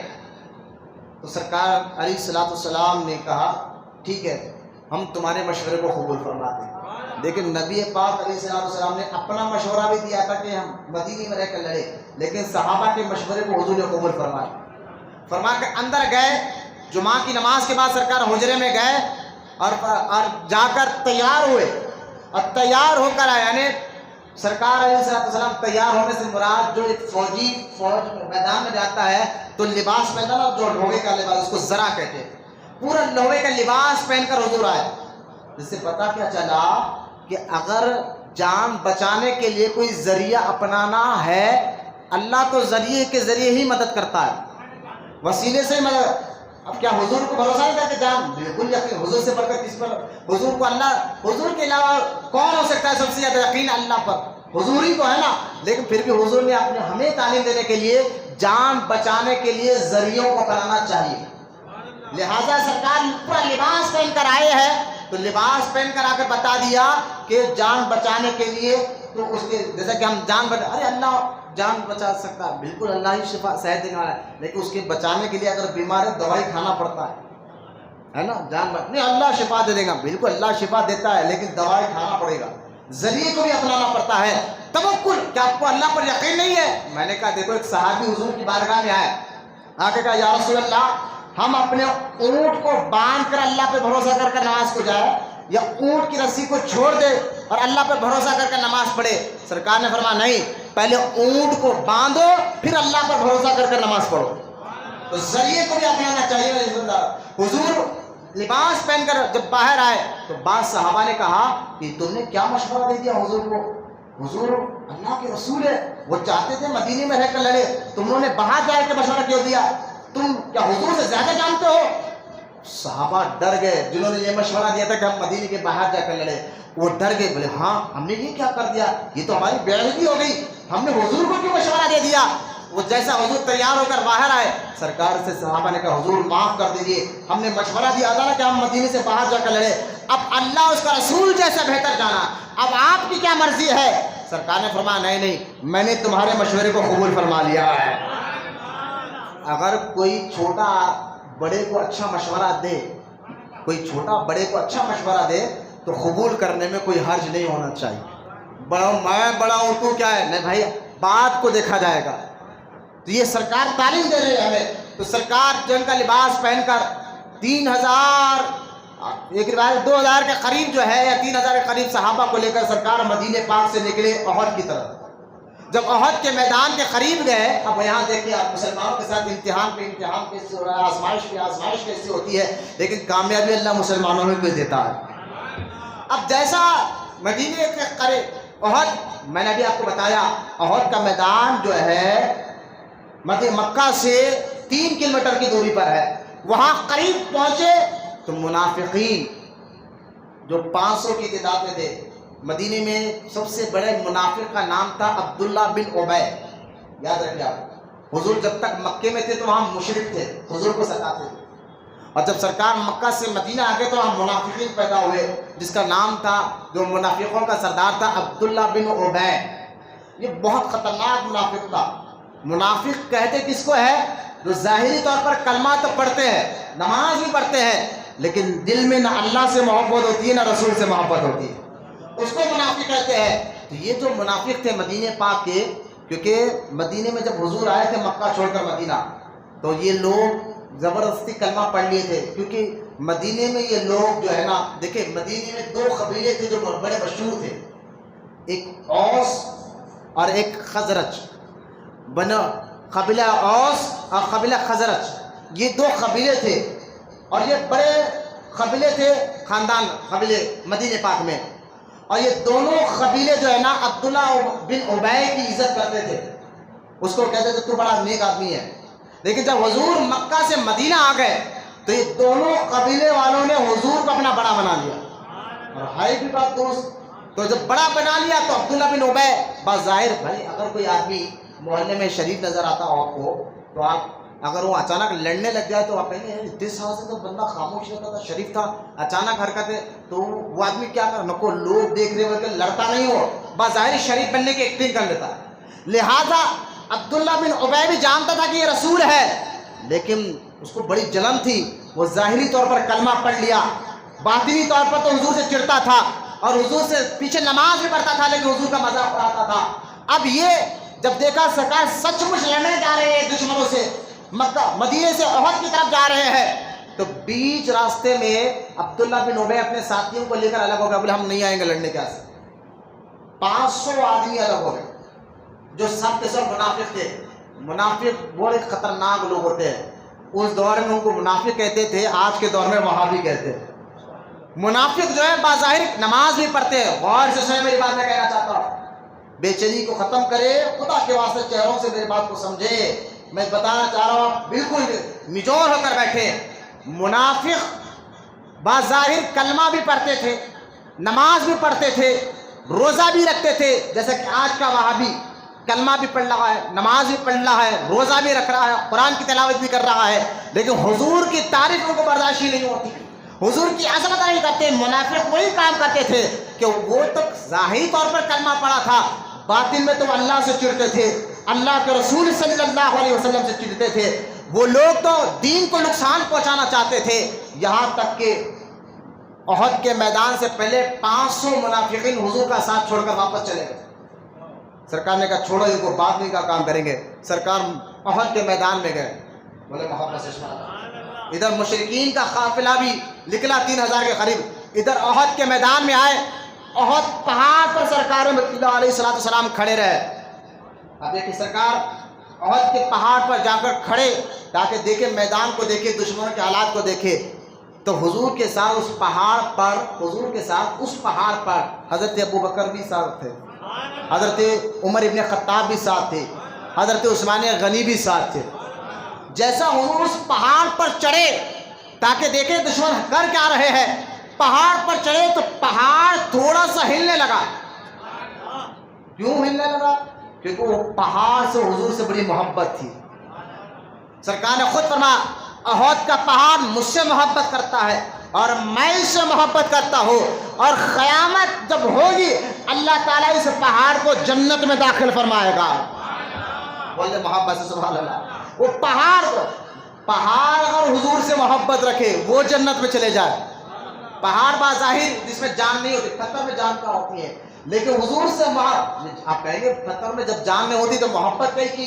میں نے کہا قرآن کی آیت ہے، اللہ تعالیٰ قرآن میں فرماتا ہے اے حبیب ہر شے اللہ کا ذکر کرتی ہے، زمین کی ہر شے اللہ کا ذکر کرتی ہے، چاہے پہاڑ ہو، جھاڑ ہو، پتے ہو، ہر شے اللہ کا ذکر کرتی ہے۔ تو ان پہاڑوں میں بھی جان ہوتی ہے، وہ ہر ایک کو سمجھ میں نہیں آتی، لہٰذا پہاڑ تھا، پتھر تھا، حضور سے محبت کرتا تھا۔ حضور ایک جھاڑ کو ٹیکا لے کر خطبہ دیتے تھے، کھجور کا سوکھا جھاڑ تھا نا، اس کا بالکل ٹیڑھا تھا، تو مدینے میں بھی ممبر بنا نہیں تھا، تو سرکار اس جھاڑ کو ٹیکا لے کر خطبہ دیتے تھے، جمعہ کا خطبہ۔ بولے سبحان اللہ۔ صحابہ نے حضور کے لیے ممبر بنایا، بولے یا رسول اللہ ہم ممبر بنا دیے ہیں، آپ اس پر چڑھ جائیں۔ اب سرکار اس ممبر پر چڑھے، وہ جھاڑ کو ٹیکا لے کے اس ممبر پر چڑھے، چڑھنا تھا۔ صحابہ کہتے ہیں ایک 14 سال کا بچہ جیسا روتا ہے ایسے رونے کی آواز گونجنے لگی، صحابہ ادھر ادھر دیکھتے کون رو رہا ہے، کون رہا ہے، تو ادھر ادھر دیکھا، صحابہ نے حضور سے کہا یا رسول اللہ اس وقت کون رو رہا ہے؟ سرکار مسکرا کر فرمایا یہ جو کھجور کا سوکھے جھاڑ کا تنا ہے نا یہ رو رہا ہے۔ کہا حضور کیوں رو رہا ہے؟ کہا میں ہر جمعہ اس کو ٹیکا لے کر خطبہ دیتا تھا، آج تم نے میرے لیے ممبر بنا دیا ہے تو میں یہاں ممبر پر کھڑا ہوں تو اس کو برداشت نہیں ہو، یہ رو رہا ہے۔ حضور سے جھاڑ محبت کرتے تھے، پتھر محبت کرتے تھے۔ میں کتنا واقعہ سناؤں، سرکار جب کسی باغ میں جاتے، اس باغ میں اونٹ ہوتا تو اونٹ آ کر حضور کو سجدہ کرتا، بکریاں ہوتے تو بکریاں آ کر حضور کو سجدہ کرتے، اور یہاں تک حضرت علی کہتے ہیں ایک مرتبہ میں حضور کے ساتھ جنگل کے راستے سے جا رہا تھا، میں نے اپنے آنکھوں سے دیکھا کہ جھاڑ حضور کو دیکھ کر سلام کر رہا ہے، پہاڑ حضور کو دیکھ کر سلام کر رہا ہے، تارے حضور کو دیکھ کر سلام کر رہے ہیں، چاند سورج حضور کو دیکھ کر سلام کرتا ہے۔ کیوں؟ کیونکہ حضور کے سوائے سرکش انسان کے ہر مخلوق حضور سے محبت کرتی ہے۔ بدماش جنوں کے، بدماش انسانوں کو چھوڑ دے، بلکہ ہر شے حضور سے محبت کرتی ہے۔ لہٰذا وہ جھاڑ کا تنا جب رو رہا تھا، حضور نے اس جھاڑ کے تنے کو اپنے ممبر کے سامنے کھول کر گاڑ دیا اور گاڑ کر فرمایا میں نے اس کو یہاں نہیں بلکہ جنت میں گاڑ دیا ہے۔ میرے آقا کے یہاں اختیارات پہ بھی اگر میں بولنا چاہتا تو بہت وقت ختم ہو جاتا، تو خیر وہ پہاڑ ہلنے لگا۔ جب ہلنے لگا تو سرکار نے پہاڑ کو کہا خاموش ٹھہر، خاموش ٹھہر۔ اب یہاں علم غیب دیکھا میرے آقا کا، اے پہاڑ خاموش ٹھہر، تجھ پر ایک نبی کھڑا ہوا ہے اور ایک صدیق کھڑا ہوا ہے اور 2 شہید کھڑے ہوئے ہیں۔ بولا نا محبت سے سبحان اللہ۔ ابھی ابو بکر صدیق، عمر ابن خطاب، عثمان غنی شہید نہیں ہوئے، لیکن سرکار نے پہلے کہا تجھ پر ایک نبی ہے، ایک صدیق ہے اور 2 شہید کھڑے ہوئے ہیں، 2 شہید کھڑے ہوئے ہیں۔ یہ کہنا کہ حضور کو کل کی خبر نہیں ہے، میں نے کہا حضور تو اپنے غلاموں کے بارے میں سب جانتے ہیں، قیامت تک کے بارے میں جانتے ہیں، یہ علم غیب نہیں تو پھر کیا ہے؟ اعلیٰ حضرت امام احمد رضا خان علیہ رحمت رضوان اس لیے فرماتے ہیں اور کوئی غیب کیا یا رسول اللہ تم سے چھپا ہو بھلا، جب نہ خدا ہی چھپا تم پہ کروڑوں درود۔ اب سرکار نے سارا معاملہ دیکھا، مدینے پر پہاڑ سے نیچے آئے اور صحابہ کو صفے میں لائن سے کھڑوایا اور کھڑا کر کہا کہ جب ایک صحابی تھے جن کا پیٹ مبارک تھوڑا اونچا تھا، پیٹ مبارک، وہ صحابی جو ہے سامنے کھڑے تھے، تو سرکار نے ان کے ہاتھ میں ایک لکڑی کو چبا کر کہا آپ نے پیچھے کھڑے رہو۔ وہ صحابی رونے لگے، سرکار نے بولا کیا ہوا؟ کہا حضور آپ نے مجھے تکلیف پہنچائی ہے، اب اس تکلیف کا بدلہ مجھے لینا ہے آپ سے۔ صحابہ حیران ہو گئے یہ کیا کہہ رہا ہے؟ تو حضور نے کہا تم کیا چاہتے ہو؟ بولے حضور میرا بدن پہ کپڑا نہیں تھا، بس آپ اپنا جو ہے پیٹھ مبارک بتا، میں بھی اپنے بدلہ لے لو۔ سرکار نے کہا کہ ٹھیک ہے، کوئی اس کو کچھ نہیں کہا۔ سرکار نے اپنا کرتا مبارک ہٹایا، وہ صحابی گئے اور پیچھے سے حضور کے اپنے چمٹ گئے اور چمٹ کے کہا آقا میں کون ہو سکتا ہوں؟ اس میں تو بس آپ کے مہر نبوت کو چومنا چاہتا تھا۔ حضور کے گردن مبارک میں مہر نبوت تھی جو قدرتی طور پر تھا۔ مہر نبوت جس کو ہم اسٹامپ کہتے ہیں نا، جو اسٹامپ جو مارتے ہیں، اس طرح قدرتی طور پر حضور کے گردن مبارک پر مہر نبوت جس پر لکھا تھا محمد رسول اللہ، قدرتی طور پر تھا اللہ تعالیٰ کی جانب سے۔ تو لہٰذا اس کو چومنے کے لیے اس صحابی نے بہانہ بنایا، جیسا حضور نے مہر نبوت بتایا انہوں نے چوما اور فرمایا آقا اب مر بھی جائے کوئی گواہ ہے، کوئی بات نہیں ہے۔ خیر ایسا جذبہ، ایسا عشق صحابہ دیتے رہے۔ سرکار سارے صحابہ کو جمع کیا اور ان کے لیے فرمایا، کچھ صحابہ کو حضور نے فرمایا ایک پہاڑ کی طرف کہ تم لوگ یہاں کھڑے رہو اور جب تک میں نہ بولوں، اب غور سے سنیں، جب تک میں نہ بولوں تم لوگ اس جگہ کو چھوڑنا نہیں، چاہے ہم ہار رہے ہو یا جیت رہے ہو، تم لوگ اس علاقے پہ رہنا۔ وہ صحابہ کہے حضور جیسا آپ کہے، اس علاقے پہ صحابہ کو ٹھہرا دیا، لیکن سختی کے ساتھ حضور نے بار بار کہا تھا کہ جب تک میں نہ کہوں اس علاقے کو چھوڑنا نہیں، اسی جگہ پہ مضبوطی سے کھڑے رہنا۔ وہاں پر کھڑے رہ گئے اور ادھر جنگ شروع ہو گئی۔ ہفتے کا دن تھا، 14 شوال یا 15 شوال یا 10 شوال، 3-4 تاریخیں ہے، بس یہ سمجھے کہ عید کے بعد 8 یا 10 دن کے بعد کا معاملہ تھا۔ صحیح یہی دن چل رہے تھے۔ اب دوسری جنگ مشرکوں سے ہو رہی ہے، اب جنگ شروع ہو گئی ہے۔ غور کرے صحابہ اکرام پہلے سے زیادہ جذبہ بتا رہے اللہ رسول کی محبت میں، یہاں تک کہ عثمان بن طلحہ ایک بہت بڑا پہلوان، عثمان بن طلحہ وہ سامنے آیا۔ اس کے بارے میں آتا ہے کہ عثمان بن طلحہ وحشی کہتے ہیں، جو بعد میں ایمان لائے، حضرت وحشی بعد میں ایمان لائے، وحشی کہتے ہیں عثمان بن طلحہ اس کا ہاتھ دھاڑ ایسا تھا اگر وہ کسی کے سامنے آ کر کھڑا ہے تو یوں سمجھے کہ ہتھی کھڑا ہوا ہے، پہلوان ایسا تھا۔ عثمان بن طلحہ نے حضرت علی کو دیکھ کر کہا علی، اب دیکھیں میدان جنگ شروع ہو گئی ہے، مولا علی کو دیکھ کر کہا علی رضی اللہ تعالیٰ تمہارے نبی کہتے ہیں کہ اگر تم جنگ میں مر جاؤ تو جنت میں جاؤ گے؟ مولا علی نے کہا ہاں، تو آؤ میں تمہیں جنت میں پہنچاتا ہوں۔ عثمان بن طلحہ جو کافر تھا، جو پہلوان ایسا خطرناک ہے، سامنے اگر کھڑا ہو جائے یوں سمجھے کہ بہت بڑا ہتھی کھڑ گیا۔ عثمان بن طلحہ نے کہا کہ علی میں تجھے جنت میں پہنچاتا ہوں۔ حضرت علی کہتے ہیں رضی اللہ تعالیٰ میں پوزیشن لیا تھوڑا پیچھے ہٹ کر اس پہ بات کروں، اچانک میرا پیر کسی چیز کو لگا اور لگا، میں تھوڑا سا لڑکھڑایا، اچانک میرے چاچا حمزہ سامنے آ گئے۔ بولو نا سبحان اللہ۔ حضرت حمزہ سامنے آ گئے۔ حضرت حمزہ کون ہے میں بھی بتاؤں گا۔ حضرت حمزہ وہ صحابی ہے جو حضور کے چاچا ہے۔ سب سے پہلے حضرت حمزہ کو سرکار نے فرمایا یہ سید الشہداء ہے۔ حضرت حمزہ کون ہے جن کے بارے میں اللہ کے رسول صلی اللہ علیہ وسلم نے فرمایا میں نے عرش کے 35 لکھا ہوا دیکھا معراج کی رات کہ حمزہ یعنی میرا چاچا اللہ کا بھی شیر ہے، رسول اللہ کا بھی شیر ہے۔ حضرت حمزہ رضی اللہ تعالیٰ عنہ یہ اتنے زبردست صحابی ہے، حضور کے سگے چاچا ہے۔ بولا نا سبحان اللہ۔ اچھا میں آپ کو بتاؤں یہ تو حضور کے چاچا بھی ہے، حضور صلی اللہ علیہ وسلم کے دودھ شریک بھائی بھی ہے۔ اب میں بتاؤں حضور کے جو دادا عبد المطلب، نہیں بچے بات نہیں کرنا، بات نہیں مسجد میں سمجھا کے بجانا، میں بیٹھ کے سو تم خالی وہاں پر سمجھے آداب بتاؤ۔ مسجد میں آ کے بیٹھ کے آداب نہیں معلوم تو تعجب ہے، ہم کئی کے مسلمان ہیں۔ مسجد میں بیٹھنا یہ اتنا تو حدیثیں ہے، بالکل وقت قریب آ گیا ہے، میں بالکل وقت قریب نہ رہا، کئی حدیثیں ہیں مسجد میں بیٹھ کر بات کرنا گناہ ہے، دنیاوی بات کرنا گناہ ہے، گناہ ہے، گناہ ہے۔ خدا کے واسطے اس پہ عمل کریں۔ مسجد کے اندر ہم دنیاوی بات نہیں کر سکتے، بات کرنا ہے تو اسے دینی بات چلے گی، قرآن اور حدیث کی بات چلے گی یا اللہ کا ذکر چلے گا۔ اس لیے بیان ہوتے وقت جو ہے اردو میں بات جب بیان ہو رہا ہو تو وہاں ذکر کرنا بھی منع ہے، کیونکہ یہ بیان کے ذریعے آپ کے ایمان اور عقیدے کو مضبوط کیا جاتا ہے۔ امیر حمزہ رضی اللہ تعالیٰ عنہ کے لیے یہ شوال کا مہینہ ہے، اس مہینے میں آپ کی شہادت بھی ہوئی ہے۔ امیر حمزہ رضی اللہ تعالیٰ عنہ جب اسلام قبول کیا، اب غور کریں، پہلے تو آپ بتایا حضور کی دادا عبد المطلب کو یہ معلوم ہو چکا تھا کہ جو آخری نبی ہے یا تو میرا بیٹے ہوں گے یا میرا بیٹے کا بیٹا ہوگا۔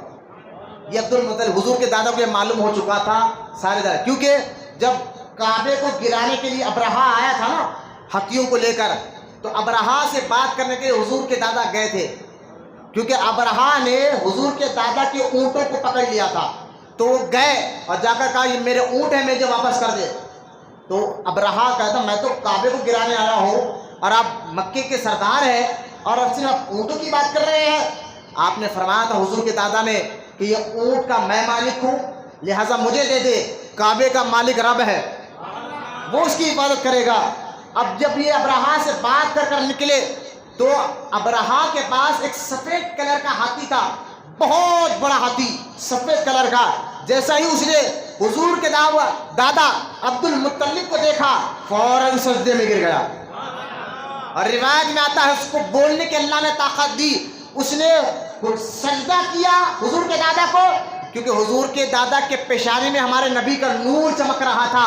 وہ ہاتھی بول اٹھا صلاۃ و سلام علیک یا رسول اللہ۔ تو یہ عبد المطلب جان گئے تھے کہ جو آخری نبی آنے والا ہے یا تو میرا بیٹا ہوگا یا میرے بیٹے کا بیٹا ہوگا، کیسا بھی میری نسل میں ہی آئے گا، کیونکہ یہ واقعات آپ نے دیکھا اور بھی واقعات، کیونکہ مکے میں اگر بارش نہیں ہوتی لوگ حضور کے دادا عبد المطلب کا وسیلہ لے کر دعا کرتے تو بارش ہو جاتی تھی۔ اس کئی واقعات ہیں، میں آپ کو بتانا چاہتا۔ عبد المطلب نے جب جان گئے وہ آخری نبی آئے گا، میرے یا میری اولاد کے اولاد ہوگا، تو آپ نے اپنے بیٹے عبداللہ کا نکاح کرنے کے لیے آپ وہب کے گھر گئے، کہا کہ آپ اپنی بیٹی کا نکاح، وہب سے کہا آپ اپنی بیٹی کا نکاح میرے بیٹے عبداللہ سے کر دے، آمینہ بی بی آمینہ کا نکاح میرے بیٹے عبداللہ سے کر دے۔ اور وہب کے ایک بھائی اوحیب، نام یاد رکھے اوحیب، یہ وہب کے بھائی حضرت بی بی آمینہ کے چاچا، اوحیب سے کہا تمہاری بیٹی کا نکاح مجھ سے کر دو، کیونکہ آپ زیادہ شادیاں کرتے تھے عبد المطلب۔ کیوں کرتے تھے؟ کہ آپ جانتے تھے کہ آخری نبی آئے گا تو یا تو میری اولاد ہوگی یا میرے بیٹے کا بیٹا ہوگا، اس لیے آپ زیادہ نکاح کرتے تھے۔ تو آپ ایک ہی دن میں نکاح ہوا باپ اور بیٹے کا۔ کوئی آیت کی بات ہے، قرآن کو ذہن میں رکھ کے یہ باتیں سنیں تاکہ آپ کے ذہنوں میں وسوسے نہ آئے، پاکیزی آئے کہ میرے نبی کا پاک گھرانے کی بات کر رہا ہوں۔ قرآن کو ذہن میں رکھ کے انشاءاللہ خیال پاک ہو جائے گا۔ آپ نے یہ باپ بیٹے کا نکاح، میں نے کہا آج تم نے دین سمجھا کہا ہے۔ یہ غور کریں، عبد المطلب نے اوحیب کی بیٹی سے نکاح کیا اور وہب کی بیٹی کا نکاح عبداللہ سے کرایا۔ اب جب نکاح ہوا تو عبداللہ کے یہاں بیٹے پیدا ہوئے محمد صلی اللہ علیہ وسلم، اور اوحیب کی بیٹی کے یہاں عبد المطلب کے یہاں بیٹا پیدا ہوئے حمزہ۔ بولو نا محبت سے بات۔ امیر حمزہ ہے کون؟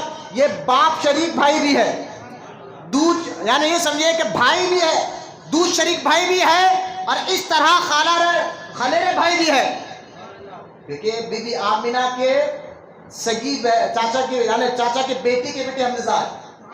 اور دیکھ میں کتنے باتیں بتا رہا ہوں، رشتہ دیکھیں امیر حمزہ کا حضور سے کتنا خاص تھا، یہاں سے بھی رشتہ، پھر چاچا بھی ہونا، پھر جو ہے حضرت صوبیہ جو ہے، جتنے دائیہ، ذرا غور سے سنیں آپ، حضور صلی اللہ علیہ وسلم کو جتنے دائیوں نے دودھ پلایا وہ سب کے سب ایمان لائے، بولو نا سبحان اللہ، سب کو اللہ نے ایمان کی دولت سے نوازا۔ جتنے دائیوں نے، ماں کے علاوہ جتنے دائیوں نے ہمارے نبی کو دودھ پلایا تھا، ان سب کے سب دائیوں کو اللہ نے ایمان کی دولت عطا فرمائی۔ مجھے تعجب ہوتا ہے جو دائیہ حضور کو دودھ پلائے تو اللہ ان کو ایمان کی دولت سے نواز دے، تو جن کے پیٹ میں حضور رہے وہ بی بی آمینہ ایمان والی کیسے نہیں ہو سکتی؟ جو آج کہا جاتا ہے کہ بی بی آمینہ ایمان نہیں لائے، معاذ اللہ، میں نے کہا صرف دائیوں کو اللہ نے ایمان کی دولت۔ وہ صوبیہ کون ہے؟ جب صوبیہ دوڑتے ہوئے آئی اور آ کر کہا تھا ابو لہب کو، خطرناک کافر کو، ابو لہب وہ ہے جن کے بارے میں قرآن میں آیت اتر گئی، تبت یدا ابی لہب وتب، ابو لہب ہلاک ہو جا۔ اتنا خطرناک خطئی، یعنی ڈائریکٹ اللہ نے جس کا نام لے کر کافر کہا، اور کرے ڈائریکٹ نام لے کر قرآن میں تبت یدا ابی لہب و تب، تو کافر ہو جا۔ اللہ نے کہا اتنا خطرناک کافر ہے۔ لیکن جب ابھی بچپن میں جب حضور پیدا ہوئے نا، یہ دوڑتے ہوئے عورت آئی، دائیا آ کر کہا، کیونکہ ابو لہب بھی حضور کا رشتہ دار تھا نا، آ کر کہا مبارک ہو، تمہیں بھتیجا پیدا ہوا ہے، تمہارے بھائی عبداللہ کو بیٹا پیدا ہوا ہے۔ تو ابو لہب نے خوشی میں کہا کہ تو آزاد ہے، یہاں سے چلے جا، کیونکہ میں نے تجھے آزاد کر دیا، خوشخبری سنائی تجھے، میں تجھے آزاد کرتا ہوں۔ لیکن یہی ابو لہب جب مر گیا، ایمان نہیں لایا، مر گیا، تو خواب میں دیکھنے والوں نے دیکھ کر پوچھا کیا معاملہ ہے؟ کہا جب سے مرا ہوں عذاب ہے، لیکن جب پیر کا ایک دن آتا ہے تو ہر پیر کو پیر اس انگلی سے پانی نکلتا میں پی لیتا ہوں، ہر پیر کو پیر پانی نکلتا ہے میں پی لیتا ہوں۔ کہا کیوں؟ کہا اسی انگلی کے اشارے سے میں نے صوبیہ کو آزاد کرایا تھا کہ مجھے بھتیجا پیدا ہوا ہو کر میں نے آزاد کرایا تھا۔ بس اللہ اپنے نبی کا پر کسی کا احسان نہیں رکھنا چاہتا، اللہ اپنے نبی پر کسی کا احسان رکھنا نہیں چاہتا، لہذا تو کافر ہے تو کیا ہوا، میرے محبوب کے لیے تو نے ایسا کام کیا تھا، اب میں تھوڑی سی تسلی تجھے دے دیتا ہوں، جب ایک کافر حضور کے لیے کرے تو اللہ تھوڑا سا عذاب ہلکا کر دے، تو ایک مسلمان حضور کے لیے میلاد منا لے، بولنا محبت سے سبحان اللہ، اللہ اس کو دونوں جہاں میں کامیابی ضرور عطا فرمائے گا۔ تو خیر میں آپ کو بتاؤں، یہ ہے امیر حمزہ رضی اللہ تعالیٰ، صوبیہ نے دودھ پلایا تھا حضور کو بھی، اور صوبیہ نے دودھ پلایا تھا حمزہ کو بھی، اس حساب سے آپ دودھ شریک بھائی بھی ہے امیر حمزہ حضور کے علیہ السلام، چاچا بھی ہے، دودھ شریک بھائی بھی ہے، چچیرے بھائی بھی ہے، قربات دے کر رشتہ داری کتنے قریبی سے امیر حمزہ کو حضور سے تعلقات ہے۔ جب امیر حمزہ بچپن سے، امیر حمزہ جوانی میں بھی آپ کو جو شوق تھا وہ شکار کا تھا، اور ایسا مضبوط جسم تھا امیر حمزہ کا، اور یہ بازوؤں میں طاقت ایسی تھی، سارے لوگ تاریخ جاننے والے کہتے ہیں، سارے تاریخ جاننے والے کہ امیر حمزہ میدان جنگ میں دونوں ہاتھ سے تلوار چلاتے تھے، اس سے ذرا غور کریں، دونوں ہاتھ سے تلوار چلاتے تھے امیر حمزہ، اس سے اندازہ کرے کلائیوں کی طاقت کیسی ہوگی، بازو بھائی تلوار ایک تو تلوار کبھی آپ نے دیکھا اٹھاتا، ایک تو تلوار کی مٹھ وزن دار، تو وہ جتنی لمبی ہوتی ہے اتنی وزن دار ہے، جتنی لمبی ہوتی ہے اتنی وزن دار، تو اس کو پکڑنا، اور پھر اتنی لمبی ہو، اس کا منہ جتنا لمبا ہے اتنی وزن دار ہے۔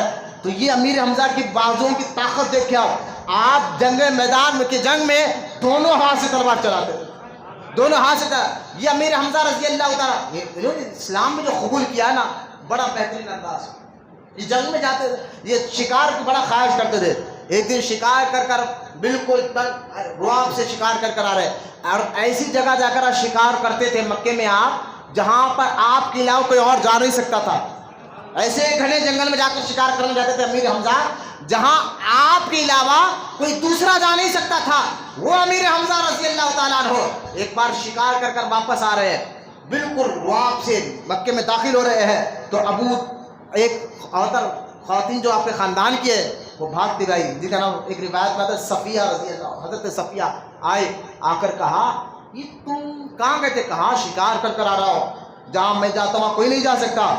تو آپ کی بہن نے کہا تم شکار کر کے آ رہے ہو اور جہاں تمہارے خاندان کے ایک بچے پر ابو جہل ظلم کر رہا ہے، مار رہا ہے، اور تم شکار کر کر آؤ۔ آپ کو بڑا غصہ آیا، کس نے مارا؟ کہا ابو جہل نے مارا ہے۔ کس کو مارا؟ کہا محمد بن عبداللہ کو مارا ہے۔ اتنا کہنا تھا، امیر حمزہ ابھی اسلام قبول نہیں کرے، گئے، کہا ہے ابو جہل ہے، کہا وہ کعبے کے سامنے بیٹھا ہوا ہے، ابو جہل کے قریب ہے امیر حمزہ، وہ اپنے دوستوں کے ساتھ بیٹھا ہوا ہے۔ امیر حمزہ نے ایک سر پر ضرب ایسی ماری، اس کا سر پھوڑ دیا، سر پھوڑ کر کہا کہ تو میرے بھتیجے پہ مارتا ہے، تو سمجھتا ہے ان کا کوئی نہیں ہے، میں ان کے ساتھ ہوں، میں ان کے ساتھ ہوں، اور میں آج سے اعلان کرتا ہوں، میں آج سے ہی اعلان کرتا ہوں، میں انہی کے دین پر رہوں گا۔ یہ کہہ کر امیر حمزہ گھر جب آنے لگے، ابو جہل کے ساتھ ہی لڑنے لگے، ابو جہل کرنے کا نہیں، اس کے سامنے مت جاؤ، یہ مکے کا بڑا خطرناک شیر ہے، اگر مقابلہ کریں گے تو کسی کو نہیں چھوڑے گا۔ ابو جہل کے دوست پیچھے ہٹ گئے، ابو جہل خود ڈر گیا، یہ امیر حمزہ واپس گھر آ گئے، رات بھر سوچتے رہے میں نے یہ کیا کہہ دیا کہ میں حضور کے دین کو قبول کر رہا ہوں. صبح ہوئی جب حضور سے ملاقات کی اور کہا بھتیجے مبارک ہو میں نے تمہارا بدلہ لے لیا ہے. سرکار نے فرمایا چاچا مجھے اس بات کی مبارکباد نہیں ہوئی, مجھے خوشی تو تب ہوگی تب آپ کلمہ پڑھ لے ہوگے, خوشی تو تب ہوگی تب آپ کلمہ پڑھو گے. تو امیر حمزہ نے کہا بھتیجے کچھ باتیں ہیں, وہ سارے باتوں کا جواب حضور نے دیا, سارا ذہن صاف ہوا. اسی وقت مضبوطی کے ساتھ امیر حمزہ کلمہ پڑھ کر مسلمان ہو جاتے ہیں. اس کے بعد امیر حمزہ ہمیشہ ساتھ ہے. امیر حمزہ جیسا شخص خدا کی قسم تنہا امیر حمزہ اکیلے پورے مکے سے لڑ سکتے تھے. بولے سبحان اللہ, بولو محبت سے سبحان اللہ. لیکن حضور نے جب ابھی مکے میں تھے تو کسی سے لڑا نہیں. یہ کہنا کہ تلوار کے زور پر جو ہے نا اسلام پھیلا ہے, میں کہنے کا امیر حمزہ کو اگر حضور اجازت دے دیتے, صرف تنہا امیر حمزہ کو اجازت دے دیتے تو سارے مکہ آپ سے ڈرتا تھا. لیکن حضور یہ کہتے ہیں میں لڑنے کے لیے نہیں آیا تھا. یہ لڑائی جہاد تو آخری حد تک ہو رہی ہے مکے میں. یہ کہنا کہ اسلام تلوار کے زور پر پھیلا ہے, میں نے کہا امیر حمزہ کو کسی نے اسلام قبول کرنے پہ مجبور کیا. خیر امیر حمزہ رضی اللہ تعالیٰ عنہ ساری زندگی حضور کے ساتھ رہے.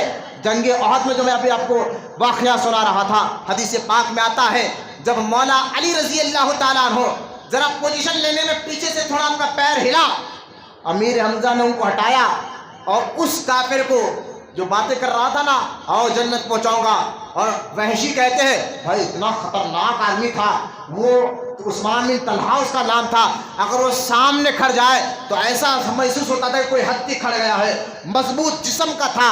امیر حمزہ نے اس کو ایک مارا, بولے سبحان اللہ, ایک بار ایسا کیا وہاں گردن پہ کہ وہ تلوار امیر حمزہ کے اس کے سینے کو پھاڑتے پھاڑتے اس کی کمر پہ آ کر رکی ہے. بولے نا محبت سے سبحان اللہ. اور کہا کہ امیر حمزہ نے تلوار کس طاقت سے چلائی ہوگی, ہاں بولے نا سبحان اللہ, اس یہاں کی گردن کی ہڈی کٹ گئی. ارے یار نہیں سمجھے, بولے سبحان اللہ. آپ چند بیٹھے ہوئے پرواہ نہیں, بالکل جمعہ کا وقت قریب آ رہا ہے, محبت سے بولے سبحان اللہ. دیکھے چوس اللہ رسول سے محبت دیکھے, امیر حمزہ کی طاقت دیکھے. اس جگہ کی ہڈی کاٹنا, کبھی پوسٹ مارٹم کرتے ہیں ان سے پوچھو یہاں کی ہڈی کتنی خطرناک ہوتی ہے, یہاں کی ہڈی کاٹنا کتنا مشکل کی بات ہوتی ہے. لہذا یہاں کی ہڈی کاٹنے کے لیے طاقت کتنی ہونا چاہیے. امیر حمزہ نے دشمنان خدا کو اس زور سے مارا, یہاں سے ہڈی کٹ کر تلوار کمر پہ آ کر رکی. اچھا وہ سامنے والا دشمن بھی کیسا تھا, ہاڑ دھاڑ ہڈی کی طرح, پہلوان ہڈی کی طرح ہو. لیکن خدا کی قسم امیر حمزہ پر قربان جاؤ, جن کے بارے میں حضور نے فرمایا میں نے عرش پر لکھا ہوا دیکھا کہ حمزہ خدا کا بھی شعر ہے رسول کا بھی شعر ہے, خدا کا بھی شعر ہے رسول کا بھی شعر ہے. اور یہ دھڑم سے نیچے گرا. امیر حمزہ نے فرمایا تھا بے میں وہ ہوں, میرا دادا میرا باپ حاجیوں کو مکے میں پانی پلایا کرتا تھا, میں اس کا بیٹا ہوں, تو میرے اور میرے نبی کے سامنے آیا ہے, یہی تمہارا حال ہوگا. امیر حمزہ کے اس معاملات کو دیکھ کر وحشی کہتا ہے میں تو ڈر گیا. بعد میں ہوا یوں کہ پیچھے سے وحشی نے دھوکہ دے کر امیر حمزہ کو قتل کیا, شہید کیا. دھڑم سے امیر حمزہ کیونکہ نیزہ مارا نا, آپ نے دیکھا ایک بڑی سی لکڑی کے طرح منہ میں سامنے نیزہ چاقو کی طرح, اس کو نیزہ کہتے ہیں, بھالا سوئے نیزہ مارا پیچھے سے. اور امیر حمزہ رضی اللہ تعالیٰ عنہ بدر میں تو ساتھ تھے, لیکن جنگ احد میں, احد کے میدان میں آپ شہید ہو کے نیچے گرے. جب آپ گرے ہندا آ کر آپ کے جسم کو پھاڑا, کلیجے کو نکالا اور چبانا شروع کیا. یہ امیر حمزہ رضی اللہ تعالیٰ بڑی دردناک شہادت اسی شوال کے مہینے میں احد کے میدان میں ہوئی. یہاں تک کہ امیر حمزہ کے ہونٹ کاٹے گئے, آنکھ کاٹے گئی شہید کے ہونے شہادت کے بعد. اور بظاہر مسلمان جو ہے نا, کیونکہ حضور صلی اللہ علیہ وسلم نے فرمایا تھا جو چوک پہ ٹھہرنے والے صحابہ سے کسی بھی حال وہاں سے راستہ نہیں چھوڑنا.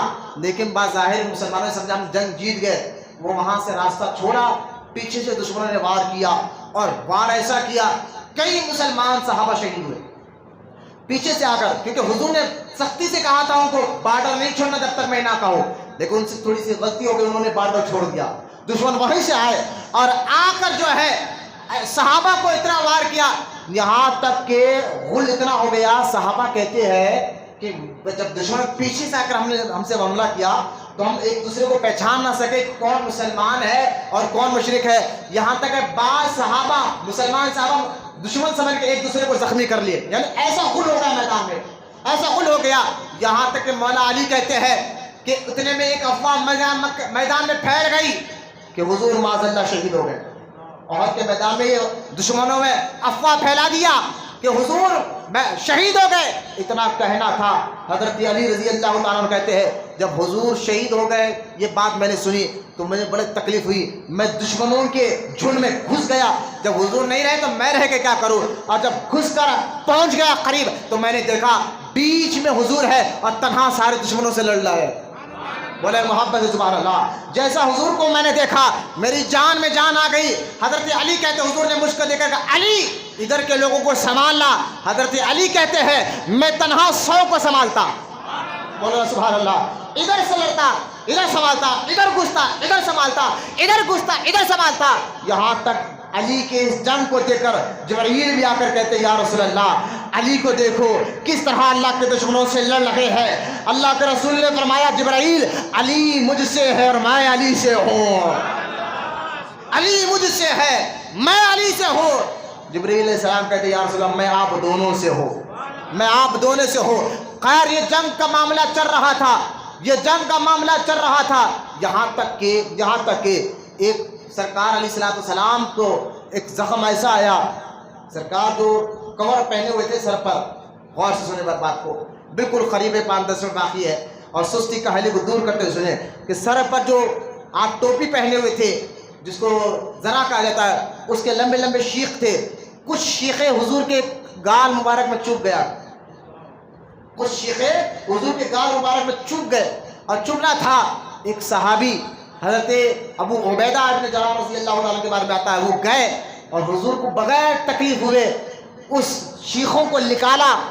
ایک شیخ نکالی تو وہ صحابی کا ایک دانت ٹوٹ گیا, پھر دوسری شیخ نکالی دوسرا دانت ٹوٹ گیا. اور بڑے تکلیف کے بعد جب شیخیں نکالی خون بہنے لگا تو سرکار نے خون کو لے کر ایک صحابی کو کہا کہ تم جو ہے اس کو کہیں ایسی جگہ پھینک کر آؤ جہاں لوگ خود نے نہا. وہ صحابی حضور کا خون لیے اور آگے گئے, کہا پھینکو, کہا اس کو پی لیا, اس کو پی لیا. واپس آئے سرکار علیہ الصلوۃ والسلام نے کہا کیا کیا آپ نے؟ آقا میں کہاں پھینکتا, بس میں نے پی لیا. صحابہ نے کہا یہ تم نے کیا کیا, خون کوئی پینے کی چیز ہے, خون کوئی پینے کی چیز ہے؟ تو سرکار نے فرمایا نہ اس کو کچھ مت بولو, بلکہ اگر کسی کو جنتی دیکھنا ہے تو اس کو دیکھ لو. یہ میرے آقا علیہ الصلوۃ والسلام کا خون مبارک ہے, کیونکہ سرکار ہماری طرح نہیں, ہم سرکار کی طرح نہیں ہے. لہٰذا یہ جنگ کے واقعات چل رہے ہیں. کچھ صحابہ تیر لے کر جب مارتے تھے, سعد بن ابی وقاص کے بارے میں آتا ہے زبردست تیر انداز آپ تھے.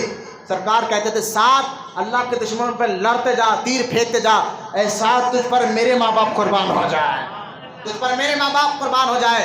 جب یہ جنگ کے معاملہ چل رہا ہے اور افواہ پھیلا دی گئی سارے میدان میں کہ حضور علیہ الصلوۃ والسلام کو معاذ اللہ شہید کر دیا گیا, تو ایک صحابیہ سرکار کچھ عورتوں کو, کچھ صحابیہ عورتوں کو بھی ساتھ لے جاتے تھے میدان میں. کیوں لے جانے کی وجہ, ان میں سے کچھ ڈاکٹر تھے جو اگر کسی صحابی کو زخم لگتا تو وہ پٹی بنتے تھے, بولے جا سبحان اللہ, اور پھر ان کو کوئی اور پانی پلاتی تھی. اس طرح ساتھ لے کر کچھ خدمت کے لیے ایک صحابی گئے تھے. ایسا جذبہ سرکار نے پیدا کیا تھا جب یہ جنگ شروع ہوئی تھی نا, تو ایک صحابی کے 4 بیٹے گئے. کتنے؟ 4 بیٹے گئے. ایک صحابی کے 4 بیٹے گئے. والد ان کے ایک جنگ میں ٹانگ ٹوٹ چکی تھی, ان کے پیر ٹوٹ چکا تھا, لیکن ان کا جذبہ دیکھے. ارے بولو سبحان اللہ. وہ صحابی کہتے ہیں میں بھی جاؤں گا. ان کی بیوی نے کہا آپ کی تو ٹانگ ٹوٹ گئی, آپ لگ رہے آپ جائیں گے لڑیں گے کیسے؟ کہا نہیں بس میں بھی جاؤں گا. تو بھئی آپ جا کر کس کو مارو گے؟ بیوی کہہ رہے ہیں کس کو مارو گے, لڑو گے کیسے, ٹانگ نہیں ہے, آپ کے 4 بیٹے تو گئے. وہ صحابی کو جلایا, کہا میں جب تک جاؤں گا اور واپس گھر آؤں گا نہیں, اپنی جان جب تک اللہ کی راہ میں نہ دے دوں, اور میرے بیٹے لڑ کر شہادت پائے اور میں نہ پاؤں. یہ جذبہ تھا صحابہ کا. اللہ رسول ٹانگ ٹوٹی ہوئی ہے لیکن میدان جہاد میں گئے. سرکار نے ان کو سمجھایا کہ تمہاری ٹانگ ٹوٹی ہوئی, تم پر کوئی اللہ کی جانب سے پوچھ نہیں ہوگی کہ تم کیوں نہیں آئے لڑنے, تم جاؤ, تمہاری ٹانگ ٹوٹ ہوئی ہے. کہا نہیں یا رسول اللہ, بس یہ جان دی ہوئی اسی کی ہے. جان دی ہوئی اسی کی ہے، حق تو یہ ہے کہ حق ادا نہیں ہوگا۔ آقا میں تو لڑنا چاہتا ہوں، میرے 4 بیٹے بھی لڑ رہے ہیں، میں بھی لڑوں گا۔ سرکار نے ان کے جذبے کو، شوق کو دیکھ کر ان کو اجازت دے دی۔ وہ صحابی میدان میں گئے، بغیر ایک ٹانگ کے لڑتے لڑتے کئی دشمنوں کو جہنم رسید کیا، اور لڑتے لڑتے خود بھی شہید ہوئے اور آپ کے 4 بیٹے بھی شہید ہوئے۔ جب ان کی بیوی آئی اونٹوں پر اپنے 4 بیٹوں اور شوہر کی لاش کو لے کر جانے لگی، تو ان کا اونٹ، جس اونٹ پر شوہر کی لاش تھی، وہ اونٹ گھر کی طرف جا ہی نہیں رہا، کھینچ رہی ہے بیوی، جا ہی نہیں رہا ہے۔ صحابہ نے آ کر حضور سے کہا، حضور فلاں صحابی کی بیوی ان کے شوہر کی لاش کو لے کر گھر کی طرف جانا چاہتی تاکہ مدینے میں دفنائے، لیکن وہ جا نہیں رہا ہے۔ سرکار نے ان کی بیوی کو بلا کر کہا کہ یہ نکلنے سے پہلے کچھ کہا تھا، نکلنے سے پہلے کچھ کہا تھا؟ ہاں یا رسول اللہ، یہ کہے تھے اب جاؤں گا تو گھر واپس نہیں آؤں گا، جان اللہ کی راہ میں دے دوں گا، واپس نہیں آؤں گا۔ تو کہا چھوڑو، جب یہ کہہ رہا اب اللہ بھی واپس بھیجانا نہیں چاہتا، اسی میدان میں ان کی خبر بنا دو۔ مولانا محمد سبحان اللہ، اس طرح سے جذبہ لے کر صحابہ کو اللہ پر، رسول پر یقین اور مضبوط رکھ کر جہاد کا معاملہ، ابھی تو ایسا معاملہ ہوا نہیں، لیکن خدا کی قسم دین بڑا حق ہے۔ ایک صحابی جب جنگ ختم ہوئی، اللہ کے رسول صلی اللہ علیہ وسلم نے کہا کہ دیکھو صحابہ کو دیکھتے رہو کون کون صحابہ شہید ہوئے۔ جب ایک صحابی کے قریب دوسرے صحابی گئے جنگ کے میدان میں، دشمن بھاگ گئے، جنگ کے میدان میں گئے تو ایک صحابی کی جان لبوں پر تھی، ان کو اٹھایا تو انہوں نے کہا، پہلا لفظ انہوں نے کہا، مجھے بتاؤ میرے آقا کیسے ہے۔ ارے جان دی جا رہی ہے، لیکن پہلا نام ان کا یہ تھا کہ یہ بتا تو صحیح میرے آقا کیسے ہے۔ صحابی نے کہا اللہ کے رسول سلامت ہے، اللہ کے رسول سلامت ہے۔ پھر دوسرا جملہ انہوں نے کہا کہ میں قیامت تک کے مسلمانوں کو ایک بار، مرنے سے پہلے وہ صحابی کہہ رہے ہیں شہادت سے پہلے، اب یہ جملہ کہا اور جملہ کہہ کر دنیا سے چلے گئے۔ علماء کہتے ہیں جب شہید ہوتا ہے نا، تو شہید ہونے سے پہلے اللہ تعالیٰ اس کے سامنے حقیقتوں کو ظاہر کر دیتا، جو حقیقت ہے ظاہر ہو جاتی ہے، یعنی جنت ان کو دکھ جاتی ہے، دوزخ ان کو دکھ جاتی ہے، حقیقتیں دکھنے لگ جاتی ہے۔ وہ صحابی شہید ہو رہے ہیں، ہونے سے پہلے 2 بات انہوں نے کہی۔ پہلا سوال حضور کیسے ہے، بولنا سبحان اللہ، کہا وہ تو سلامت ہے۔ دوسرا سوال، اور اس میں جو آج تک ہمارے لیے بھی ہے، میں کہتا ہوں یہ ہمارے لیے سے، وہ صحابی کہتے ہیں سنو میں تمام کو ایک وصیت کر کر دنیا سے جا رہا ہوں، ہر حال میں اللہ رسول کی اطاعت کرنا، بولنا سبحان اللہ، ہر حال میں اللہ اس کے رسول کی اطاعت کرنا۔ میں تمام صحابہ کو یہ وصیت کرتا ہوں کہ اللہ رسول کی نافرمانی کسی حال میں مت کرنا، اسی میں کامیابی ہے جو اللہ اس کے رسول کی فرما برداری میں زندگی گزارتا ہے۔ یہ کہہ کر وہ صحابی انتقال کر گئے، یہ کہہ کر وہ صحابی کا جسم سے روح نکل گئی۔ اس حقیقت کو سمجھو، وہ صحابی جانے سے پہلے سارے مسلمانوں کو کہہ رہے ہیں اصل سچائی دین میں ہے، اصل حقیقت دین میں ہے، اللہ رسول کی اطاعت میں ہے۔ دنیا کچھ بھی ہو جائے، آج آپ کو کسی طریقے سے دبایا جائے، آپ ڈرنے کی ضرورت نہیں، گھبرانے کی ضرورت نہیں ہے، دین پر مضبوطی سے عمل کرتے رہے، اللہ ہمیں ہی کامیابی عطا فرمائے گا۔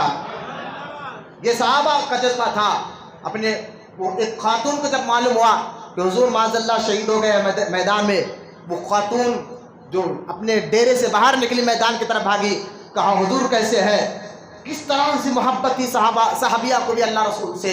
جب کسی نے کہا نہیں حضور تو سلامت ہے، اس جنگ میں تیرا شوہر شہید ہو گیا، کہا کوئی بات نہیں، آگے گئے، کسی سے پوچھا حضور کیسے ہے، حضور تو سلامت ہے لیکن اس جنگ میں تیرا بھائی شہید ہو گیا، کہا کوئی بات نہیں، آگے گئے، کہا حضور کیسے ہے، کسی نے کہا حضور تو سلامت ہے لیکن اس جنگ میں تیرا بیٹا شہید ہو گیا، کہا کوئی بات نہیں، بس حضور کہاں ہے مجھے بتا دو۔ کسی نے کہا دیکھ حضور وہاں بیٹھے ہوئے ہیں۔ وہ عورت دوڑ کے حضور کے پاس گئی، کہا یا رسول اللہ آپ سلامت ہیں تو پھر سب سلامت ہے۔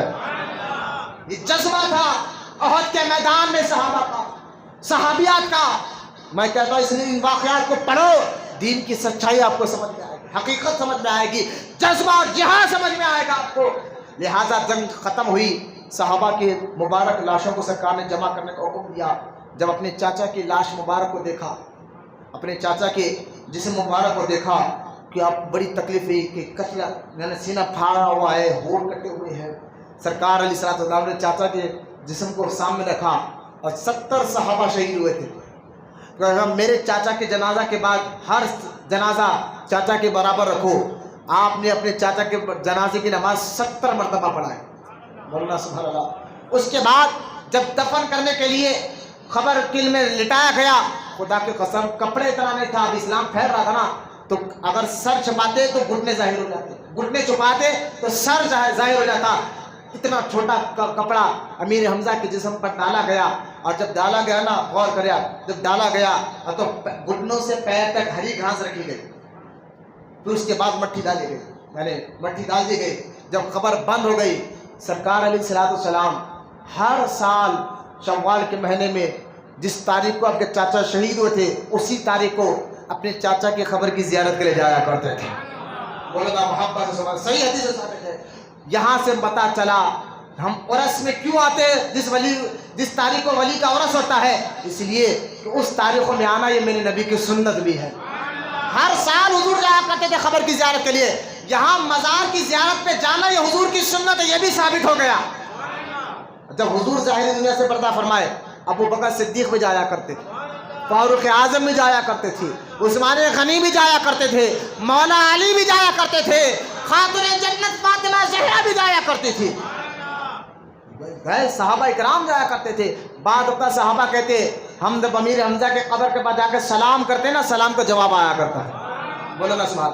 اچھا دیکھیں، یہ جنگ احد کا جو واقعہ ہوا، ہونے کے 40 سال بعد، کتنے سال بعد؟